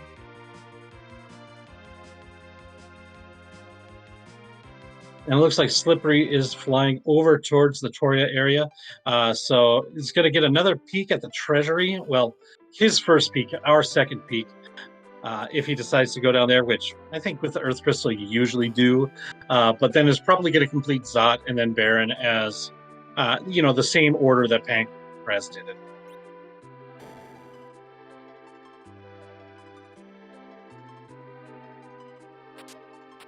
It's nice if you can get the Star Veil or Wall Spell off on the right character that's the door is targeting. That Disrupt is, as you're seeing on Pankraz's side, that Disrupt is reflectable and will kill the door, and that is the fastest way that you can defeat these trap doors. Yeah, So, and he's been making very good work out of these fights here. It looks like he's got it set up so that his Rosa is fast enough to be casting Wall on whoever gets targeted by the Disrupt and then getting it reflected. So very nicely done. And he does have, let's see, 2, 4, 6, 8. He's got over 10 key items, so he's getting the double XP boost as well. And, making pretty good work and time out of this. yeah, he's got over 1,800 hit points on Rosa. I think he's done and ready to go. He still does need to forge the crystal, forge the Excalibur. I'm so used to the old terminology, I guess. But he's got to forge the Excalibur and then raise the big whale. And he never found that pass, so he's got to take the walk down to the lunar subterrane still. But he's closing in. We're closing in on the end of this seed. The one advantage, well, I mean, there's a number of advantages, but one primary advantage to a melee heavy and berserk heavy party like this is that you can usually go at slightly lower levels. As soon as your white mage gets to Cure 4, and especially if your white mage is Rosa, she's got more hit points and is a little bit sturdier than Quorum is. Usually you're about ready to go because your bruisers, Kane and Edge, have a few more hit points. You don't need to level them up like you do like Palom and Viridia to get to something like Nuke. So it's basically as soon as Rosa gets Cure 4, you're pretty much ready to go, and she gets it at a lower level than like the really high tier like White and Nuke spells come. The other thing that's been nice about going for a berserk strategy on this particular seed is that the runners were easily able to find the pink tail and get that Avenger sword. We don't have access to Bacchus's, which is kind of the preferred method for berserk strategies to get your characters all angry and swingy with. So in this case, we've got the Avenger, which gives the auto berserk to one of the characters. So Rosa only needs to cast berserk on 2 of the other characters, or right now in Slippery's case, just Edge. So that's going to be a way to kind of make that strategy work a little bit easier.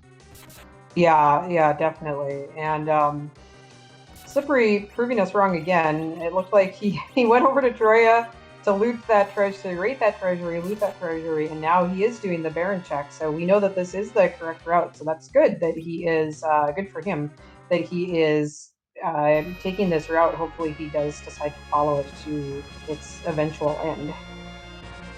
That might be a bit of hedging, like thinking, that he might be a little bit behind, or could just be a gamble that he likes to make. Maybe he just doesn't like the walkthrough Zot in general. Like there's any number of reasons that a runner could make a decision like that. So it's interesting to see, but it's really good for him in this particular case, without a doubt. So xPankraz, with that darkness crystal in hand, is able to complete objective number 2, collects his crystal, and now finds another old man waiting for him on the lunar dais up here on the moon. Little did we know there are so many Tellas in this scene. It's kind of buried, not early like the runners usually like to see, so that they have them available. You just had to kind of hunt around for the old man this time. Like, there were 2 Tellas available, and I did a door grind. But so far, so good for Pankraz. He's in a pretty good lead right now. I mean, door grind I think was great to see. How often we don't see that like ever. So that was I thought was very entertaining to see, and he handled it so well. So yeah, Pankraz is overall like technical ability in this has been really shown off. We saw the door grind executed really well, but we also saw like the from both of our runners that Odin's strategy, even though it wasn't required, just seeing that was really fun.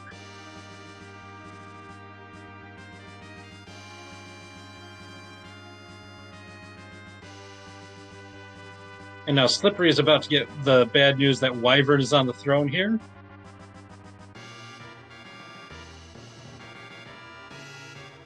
And able to get a Star Veil up. So yeah, looks like he's going to be good. Yeah, just the 1 Star Veil, but that's enough. Wyvern in this spot does not have too many hit points, so the single reflected Mega Nuke is enough to take down the Usurping Dragon today. And Slippery is going to be rewarded with his Tella, who, I mean, I imagine he's going to take this Tella, but, Slippery has been proving us wrong all evening, so we'll see.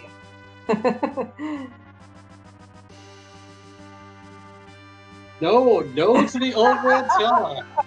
All right, so we'll see what Slippery. Maybe he's waiting till he actually gets his darkness crystal, which he's about to be rewarded with. Well, when he decides to go to Seal Cave. Oh, right. Sorry. Okay, so it's Luca Key to Seal Cave, to darkness crystal, right? Yeah, he still has Zod available, that Bigan fight down in the Fame Arch, and the Ashura fight in the Odin spot available to him at this point in time. Yeah, I jumped the gun a little bit there.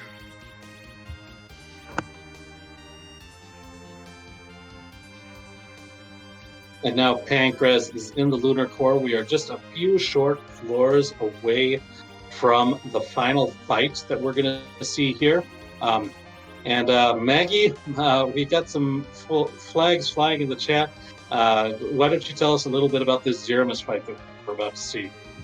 Yeah, so we've seen a lot of randomization already. The randomized characters, randomized bosses. We randomized the Twin Harp song. And we like to randomize, we like to give Threemus a little bit of a makeover as well, but we can't move him around because he's too big and too complex of a script and whatnot. So instead, we randomize the sprite that he transforms into. So these Z flags, we like to ask a question when we get close to the boss fight here. And Rex, would you like to do the honors? Whose butt are we going to kick tonight?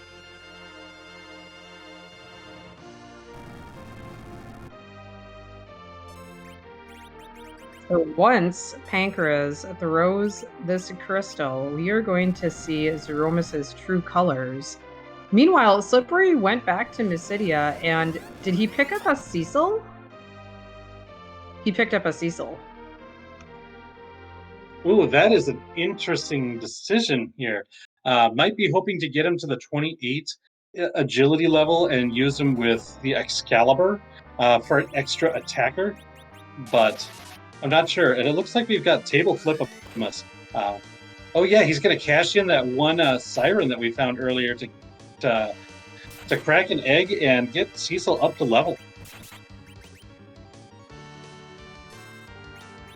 This is so interesting. Like our runners have just been proving us backwards the whole night, and I really like it. I really like to see how fresh and interesting they keep things. Well, there's so many different ways of playing the game, so it's always fun to see different runners' takes on ways to do it. And when we see the decisions, like the points where the runners make different decisions, I think that's always the most fascinating. And Slippery's making the right decision, heading over to Sealed Cave right now after getting 30 levels off that one egg. But Pankraz is already in the final fight, so um, we'll see how this works out. He's got, his berserkers going. He can dart stuff with edge. He's got plenty of options here. Um, his first big bag, I believe, is nerfed from a silk web. Yeah, very, very low damage there. Easy recovery here. Has time to cast berserk here before the next big bang comes out. Pretty nice here. Pankraz is set up pretty well so far in this fight. Yeah, getting the berserk up on Edge, who was darting before now and emptying out some of the nicer gear that he had in his inventory. But now that he's got these berserks up, looks like he's pretty well set. Got the Edward hidden just in case things go south at some point. He maybe needs to pull him out to, life up Rosa or heal up Rosa, something like that. And meanwhile, Slippery, I honestly had forgotten that we had seen a Cecil. Cecil was the second character, the partner, yes, at the beginning, and I had forgotten because both of the runners had said no to him right away. But yeah, that Cecil with the Excalibur now is going to do some work on Slippery's side. A lot of runners prefer not to have Cecil because he makes some agility calculation be a little bit more awkward. But when you've completed objective number 1 and you have access to a really powerful sword like the Excalibur, having somebody who can use it is really nice. Now, Pankraz also used it by using that dart ability, but you could use it more than once if you've got it equipped with Cecil. Yeah, it's definitely a very powerful weapon in Cecil's hands. His second most powerful after the crystal sword, of course. Yeah, we don't see a lot of these berserker fights in the table flags, so it's really nice to see this for a change. It looks like we're going for nerfing big bangs using that crystal to proc the counter nuke, which reduces the magic power of Threemus, and if you do it in the right window, it doesn't get reset to the high magic power of Big Bang. So that's how you see these lower damage, like when you see the under 1200 damage Big Bangs, that's what's going on there. The timing window is not always easy to get, but looks like Pankraz nailed it there and got another low damage Big Bang. And the team that took the counter nuke unfortunately fell, but we are in medio phase. Rocks are falling. Yeah, and that means that Pankraz is very close. This is the final stage of this fight. Usually when Threemus has around 10 to 12,000 HP left, he starts casting the rocks from the sky, so we're probably going to see the flashbang in just a moment here. Well, it looks like the flashes are off, but Threemus is falling to the ground. Pankraz has completed. Big GG's has taken this race, and that means he has won this best 2 out of 3, 2-0, and will be advancing to face the winner of Penguinator versus Baka Shinobi. Big GG's to xPankraz. Yeah, coming in first with a time of 1:45:04. So GG to Pankraz, very nicely played, and we'll see if we can bring him in here for an interview. Yeah. So much of this was well done. We saw a lot of differences from this and your typical table flags match. By virtue of it being a very physical heavy party, we saw a lot more looting, a lot more equipment being found, but it really paid off. We saw some really neat strategies. We saw door grind. We saw the Odin thing. We just saw so much that we don't normally see, so it was really fun. And it sounds like we are joined by our winner, xPankraz. GG on your finish, and congratulations on your two first place finishes on this round of 16. Thank you very much. So you made some decisions pretty early, taking that second cane and then taking your fifth character when you saw Edge in the Evelyn Cave. What were you thinking at that point, as far as like your grind options going forward in the seed? Grabbing the cane is because I didn't want to have two people going down the hook route, or rather two functional people. I figured that even with my penchants of just diving in a little early, that was a little too bold. And I had the Rune Axe and the Avenger at that point, so I'd have at least two weapons for them. When I saw the Edge, I figured, okay, I've got a Rosa, I have the Avenger, I can do a solid Zerker party at this point. I've already found a Thunderclaw, and Ogre Axes are probably somewhere, and if they're not, then Poison Axes are here in Evelyn. I can use those to do a pretty good Mac Giant grind if need be. And of course, Eddie is just dead weight, so he got to sit on the floor. And then we saw you, it turns out you ended up, since I imagine you were in the sealed cave anyways, and so you decided to do a door grind while you were there. Is that something that you have a lot of practice on? Because it looked like you did it really smoothly. I've done it a couple times. I know that there's nice setup that you can do where if you have somebody in the first slot and you're on battles, you have a wall caster in your third slot, or rather, you have somebody in the second slot attacking. Third slot is your wall caster. You can buffer the wall cast action on Battle Speed 3 and be able to do it reliably, which is what I had done in this race. I figured I'd do some doors while I was in Luca already because they're the same XP as a Mac Giant, plus a little bit extra, and this way I wouldn't have to go through the entire setup to get the Mac Giant grind going. One other thing that we saw that was really fun to see that it didn't really pay off, but we saw you get the auto kill on the Odin fight down in the Fey March. Is that something that you've done a lot of practice on too? Because again, it seemed like everything went perfectly on that fight, really smoothly done. Yes and no. I have a good amount of practice on that fight with an RA1 Edward. This was the first time I've tried it with an RA5 Edward. So I am very glad that it worked out on the first try. In our race last night, we had, funnily enough, Odin at Leviathan as well, and we both resorted to a Thunderstruck kill there. Oh, so both of you have done that before. So very interesting that's come up so often for you. Yeah, that's the main reason why I took it on the first dive. I was like, hey, wait a minute, this was here last night. Maybe it's got something good again. Like, nope, this looks familiar. Yeah, that's what we said at the very start, because our seed last night was also in Eddie start with the vanilla palette that it was tonight as well. So up next in this, you're going to be facing the winner of the Penguinator Box Shinobi match. Those two are no slouches when it comes to racing free enterprise. Do you have any thoughts? I'm not going to say do you prefer to face one or the other, but what are your thoughts going forward and just your experience so far in this event? In this event, I've had a lot of fun, and I have met a lot of great people and a lot of great runners, and I am going to be facing some of the best in the next round.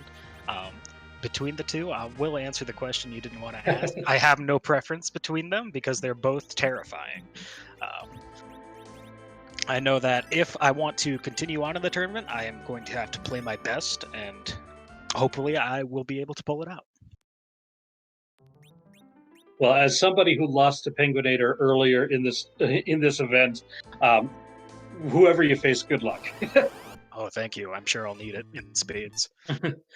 Maggie, did you have any questions for xPankraz? The only question I had, and I know that we had talked a little bit about it on stream, but I'm just a little bit curious about his kind of his rationale. Was early on you went to Hobbs and you decided to take that evil wall even though you already had a Rosa. Was that just for XP, or what was your method behind that? Yeah, basically entirely for XP. I had the cane at that point, and he was a little wimpy, as evidenced by his hits on the evil wall and in the Antlion Cave fight. I forget what fight that was. So I figured that with a little bit more XP, that would really help him get online, and it would also help my Charm Arrow Elven Bow Rosa do a little more damage too. Yeah, well, you played very well. It was a pleasure to watch you, and I think Rex hit pretty much all the major things that we had talked about throughout the seed. So GG again, and good luck going forward. Thank you very much. GG's to Slippery. I mean, I restreamed a couple of his matches in the table round, and I know for a fact that he is a fantastic runner as well. Things didn't break his way this time, but keep an eye on him for the next tournaments. Oh, for sure. Yeah, you both put on a really fantastic show tonight, and so thank you very much for allowing us to restream you and being featured tonight in this race. Of course, and thank you all for putting on the show. Couldn't do it without all of you. Allie with the restream and the fun seed, Starman tracking, and you, Maggie, and Rex on the comms. I look forward to watching back the VOD and hearing everything you have to say. But until then, everyone, have a good rest of the night. Thanks, xPankraz, you too. And that was our first place finisher tonight, xPankraz, who will be advancing in this event. Looks like Slippery is now setting up the grind. We saw him do a little bit of manipulation so he knows what encounter he wants to get here. My guess is he's going for Mac Giant because he didn't take Tella. So yeah, he's going to be turning on the encounters here. He's going to be looking for, I believe, an encounter with just one Searcher here. And since he does have that Cecil, he may have it set up, or could set it up that Cecil could be covering the rest of his party. I don't know what kind of equipment Cecil has on now, but since he did take, he took that one fight, that Siren fight in the underground. Cecil's got some hit points, and got some levels here that if he wanted to have Cecil cover at least somebody like that Rosa, perhaps, he could have some cover strats going on here too. But it looks like he's setting up some blinks, which is going to help a lot against the Mac Giant's physical attacks here. So while this grind is going on, once again, I do want to give a shout out to our restream team. We just heard Pankraz, but our restreamer Allie and Starman on the tracking, we didn't have them here. We don't have a show, so big shout outs to them. Also want to shout out everybody over at the Randomania Network, since we are on Randomania 3 tonight. We're restreaming. There's so much free enterprise going on today, 6 races being restreamed tonight. And if we didn't have these wonderful partners over here at Randomania, we wouldn't be able to put on these many shows. So thank you to everybody affiliated with them for being such wonderful partners with free enterprise. Absolutely. And it looks like tomorrow we do have 2 more races being featured for anyone who is interested in continuing on with the tournament. At 8 p.m. tomorrow evening, Eastern Time, we've got Eisentayama versus Zyrek being featured on the Free Enterprise channel. And then at 9 p.m. Eastern Time, we have Dusty Griff versus Invenerable on RPG Limit Break.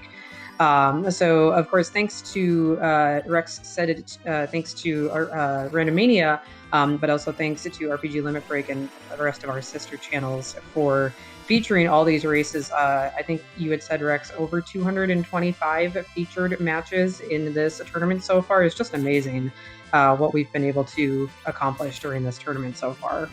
Yeah, this has been just an absolutely huge event, and the fact that we've been able to share so many races has been just so great, so that we get to spread the love of free enterprise to everybody who wants to see it. Oh, it looks like... we've got Scholar Kitty in the chat. Going to give the official counts. So. And while we're giving out thanks, a big thanks to Scholar Kitty, who has done so much for this tournament. Besides providing so many of the Z sprites that are featured during the races, she does so much of the background admin work. Just keeping track of various different things. The number of restreams, as we see here, she's saying 237 have been featured on restream so far during this tournament. But I can't even begin to go into detail the number of things Scala has done for this tournament. I don't think we would have been able to do it without her. So while we're giving out thanks, thank you, Scala, for taking care of so much of the things that you do for us. And as we see here, Slippery doing this Mac Giant grind. The way this works is you do a little bit of damage to the Searcher, and then that alert will summon this Mac Giant. We've got some good weapons on our Kane and Cecil to do a lot of damage to this Mac Giant. To get it done quick, we've got Blinks up to help survive against the strong physical attacks from the Mac Giant. And once it's defeated, you rinse and repeat. Punch again, another Mac Giant comes out. If you're able to get the timing right, you can throw a life potion as it dies. It'll be revived with 0 HP and immediately die again for extra experience. And you just do it until you've completed enough to have the levels that you need in order to fight Threemus. And it shouldn't take too long for Slippery. As we heard during the interview with xPankraz, the amount of experience you get for each Mac Giant is pretty similar to what he was getting for each door, and he was able to do it with the number of doors in that sealed cave. So I imagine it won't take too many giants for Slippery to be comfortable enough to take on Threemus. So I'm curious if Slippery is going to leave his Cecil alive at the end of this grind to get XP, or if he's got Cecil already at a good agility spot and maybe is going to KO him off to keep him as an anchor, or if he does leave him alive, if he's maybe just planning on going power overwhelming for the Threemus fight. Yeah, it could be any of those situations. We've also have access to, we saw throughout the course of the seed, both a Cursed Ring and a Dwarf Axe. So those can be used to kind of mitigate if, depending on where Cecil's agility ends up at, you can kind of hinder his agility at the start of the battle with the Dwarf Axe and then switch to the Excalibur, because the agility situations is set at the beginning of the fight. And so if you change the agility of a character mid-fight, you still get the benefits of the lower agility, but all the benefits that you get from having the Excalibur equipped after that. But it looks like Slippery is done, and and he did leave Cecil alive throughout that fight, so this might be power overwhelming here. Yeah, level 56 Cecil, everybody in mid 50s. That is a very beefy party there. Without a doubt, like if you level up to such a level, you don't need to worry about agility so much, because you can just punch really hard. Right, yeah, and especially with an Avenger to put on either the Kane or the Cecil, and the Rosa to berserk up the other one, and then the Edge. I think this fight is going to go pretty quick regardless. Yeah, as one of Pankraz's potential opponents in the future, Baki Shinobi says in chat, if you've got Avenger Cecil with an Excalibur and Rosa, that's all you really need in order to defeat the fight. Anything else you do is basically gravy at this point. Yeah, he is even equipping up his Edward, since, of course, Edward is not going to be used as an agility anchor like he was on Pankraz's side.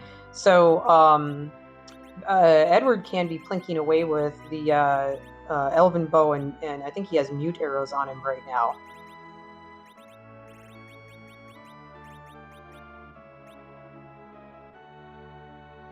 And yeah, we've got all the equipment being set up for the characters as Slippery gets to take the shortcut, doesn't have to make the log walk through the lunar core that we saw Pankraz did by virtue of beating the antlion at the top of the tower. Got that pass, gets to take this shortcut right now, and we are going to be in the Threemus fight very shortly. Yeah, so let's cheer Slippery on for this fight against, was it, I can't remember what the name was it Flippemus. Flippemus. Yeah, Slippery going into this fight. Yep, gonna throw this crystal and reveal Flippemus. Let's cheer Slippery on for this battle to come here.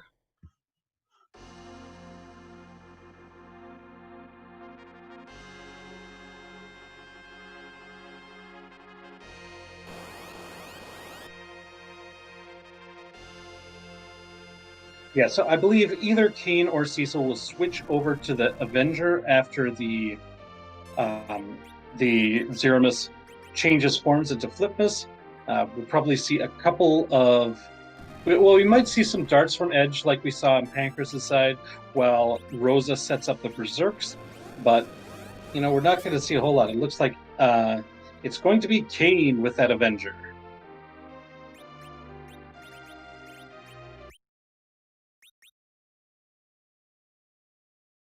Oh, maybe changing his mind at the last moment here.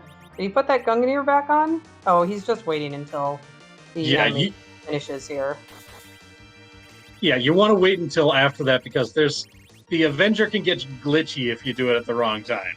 Oh, right, yes. And it can get glitchy if things happen, like if the character with it equipped dies and then gets revived. So it can be a little bit troublesome, but now that he's got it set up and with the levels that he's got, I think he'll be pretty okay here. Threemus is a little bit fast, but with Rosa getting the Berserks up and then getting the heals out in a moment here, I think he'll be all right.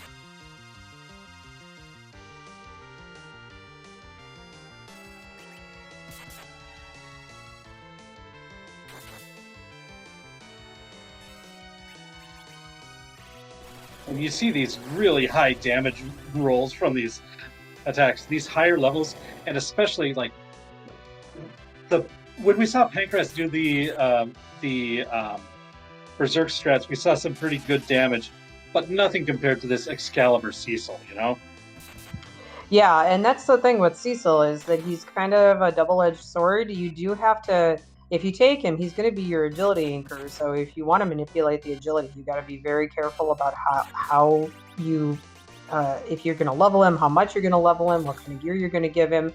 But he does so much damage if you find a good weapon for him like this. And that's kind of the advantage. Like, it might have been like Slippery was waiting until making the decision, like thinking like, wait a second, I've got a spot open. There's a Cecil available. I've got an Excalibur. Let's do this. Yeah, for sure. And I think using that one siren, we had talked about finding that single siren and then using it at an optimal time can be very beneficial. And that's what he did. He was able to slingshot that level 1 Paladin Cecil to like level 30, I think. And that helped a lot then with the actual Mac Giant grind.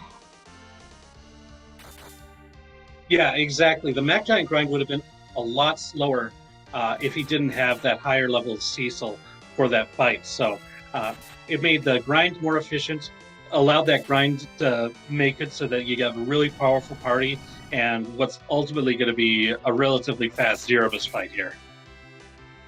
For a moment, I thought he was going to go Quint because I saw Rosa bonking with her. I think she's got, she doesn't have the power staff on anymore, but I thought maybe he was going to go Quint. But playing it safe here, keeping Edward hidden and keeping the heals up with Rosa. He's got this pretty well under control. Yeah, it's again that just in case we've got a hidden Edward, probably won't need it. Not when your Rosa has 2,800 hit points, but yeah. I think that was an unnerfed Big Bang, and it still only did 1,300 damage. Yeah, the Sorcerer Robe really helped Rosa with her magic defense.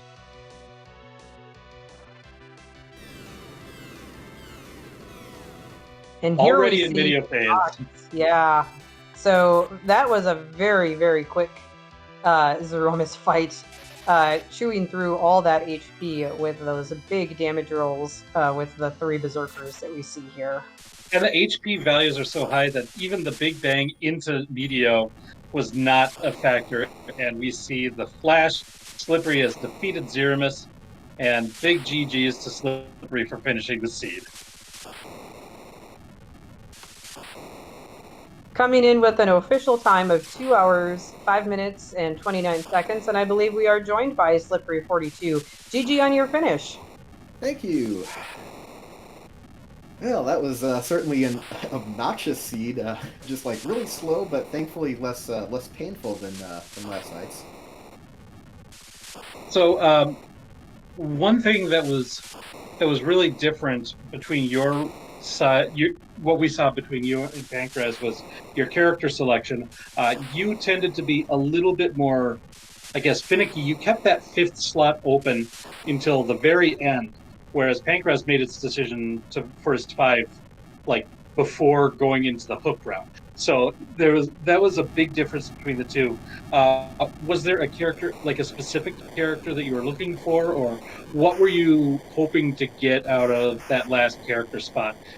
You eventually did a lot of damage with Cecil and the Excalibur in the end, but what was your thought as the seed was progressing?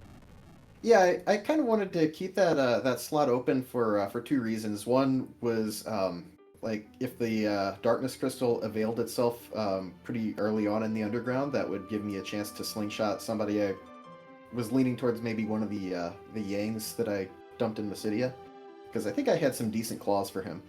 Um, and then there's also the possibility of like, hey, maybe the key item gods would be generous and give me like a crystal sword or something. And I mean, I already had half an Excalibur, so Cecil was on the table too in the back of my head. But I think in retrospect, Pankraz and I were talking about how party selection in the Discord channel, and yeah, like given how much of a grind that CPU was, I think he almost certainly saved a lot of time with his strategy. Well, with this will with this unfortunate finish here, this does mean that this is going to be your last race of the event. So, since I've got you here, I can get your final thoughts on not only this race, but you made it very far. You made it to the top 16. A really great job overall. So, what are your thoughts and your feelings overall now that you know that you're done in the Highway to the Threemus Zone event? I'm actually really happy with how I performed. I mean, when I saw the players in the who made it to the table stage, I was um, like basically afraid I would go 0 and 6 in the first round of things, just because there are that many good players out there. Um, but luckily, I pulled off some quite a few squeakers and made it a round further than I did in the Fagul Gauntlet earlier this year. So that's it's progress. I feel like I learned a lot, both between strategies and then also getting used to the rather brutal flag set that we deal with in the stage of the tournament.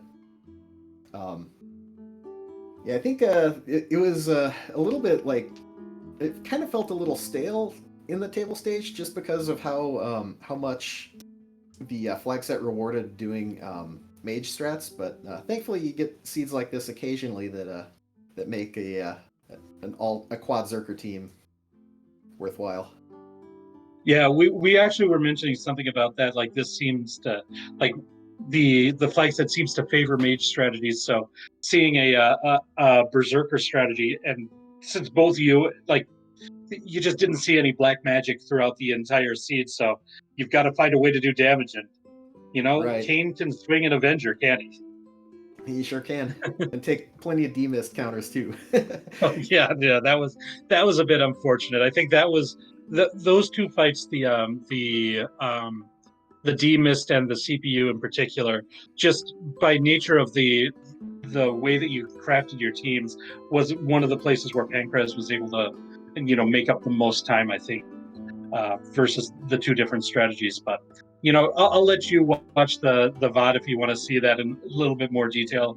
Right now, I just want to say thank you, and whenever your next event in Free Enterprise is, I think nobody's going to sleep on you, because if you make it to the top 16 and you've improved from the Fabul Gauntlet, I think people are going to be scared facing you in any event going forward. Yeah, and absolutely no shame in being knocked out by Pankraz. I mean, he's I watched bits and pieces of yesterday's game, and man, he really played that put on a masterclass in Free Enterprise in that seed. So very impressive, and best of luck to him in the next round. All right, Maggie, did you have any final questions for Slippery? Not really questions so much, just kind of reiterating what you said, Rex, that I thought you played really well, Slippery, and maybe the seed didn't go quite your way today, but I'm really excited to see you in our community and to see where you go from here in some of our upcoming events and just in the community in general. So GG on your finish and on making it to the playoffs. Thank you very much. All right, everybody, that was our second place finisher tonight, slippery42. Make sure you give both of these racers a follow. And remember, as Makey said, we've got 2 more races coming up tomorrow. And those, let me get those in front of me so I can reiterate them one more time. And those are going to be Eisentiyama versus Zyrek on the Free Enterprise channel at 8 o'clock Eastern, and Dusty Griff versus Invenerable at 9 o'clock at RPG Limit Break. So there's still more Free Enterprise for you. Right now, what we're going to do is send you on over to the Free Enterprise channel for even more Free Enterprise right now. So go ahead and check that out. And for both our restreamer tonight, Ali, and our Cracker Starman, my partner in the booth, Maggie. I've been Rex Raoul, and thanks everybody for watching. Have a great night, everybody.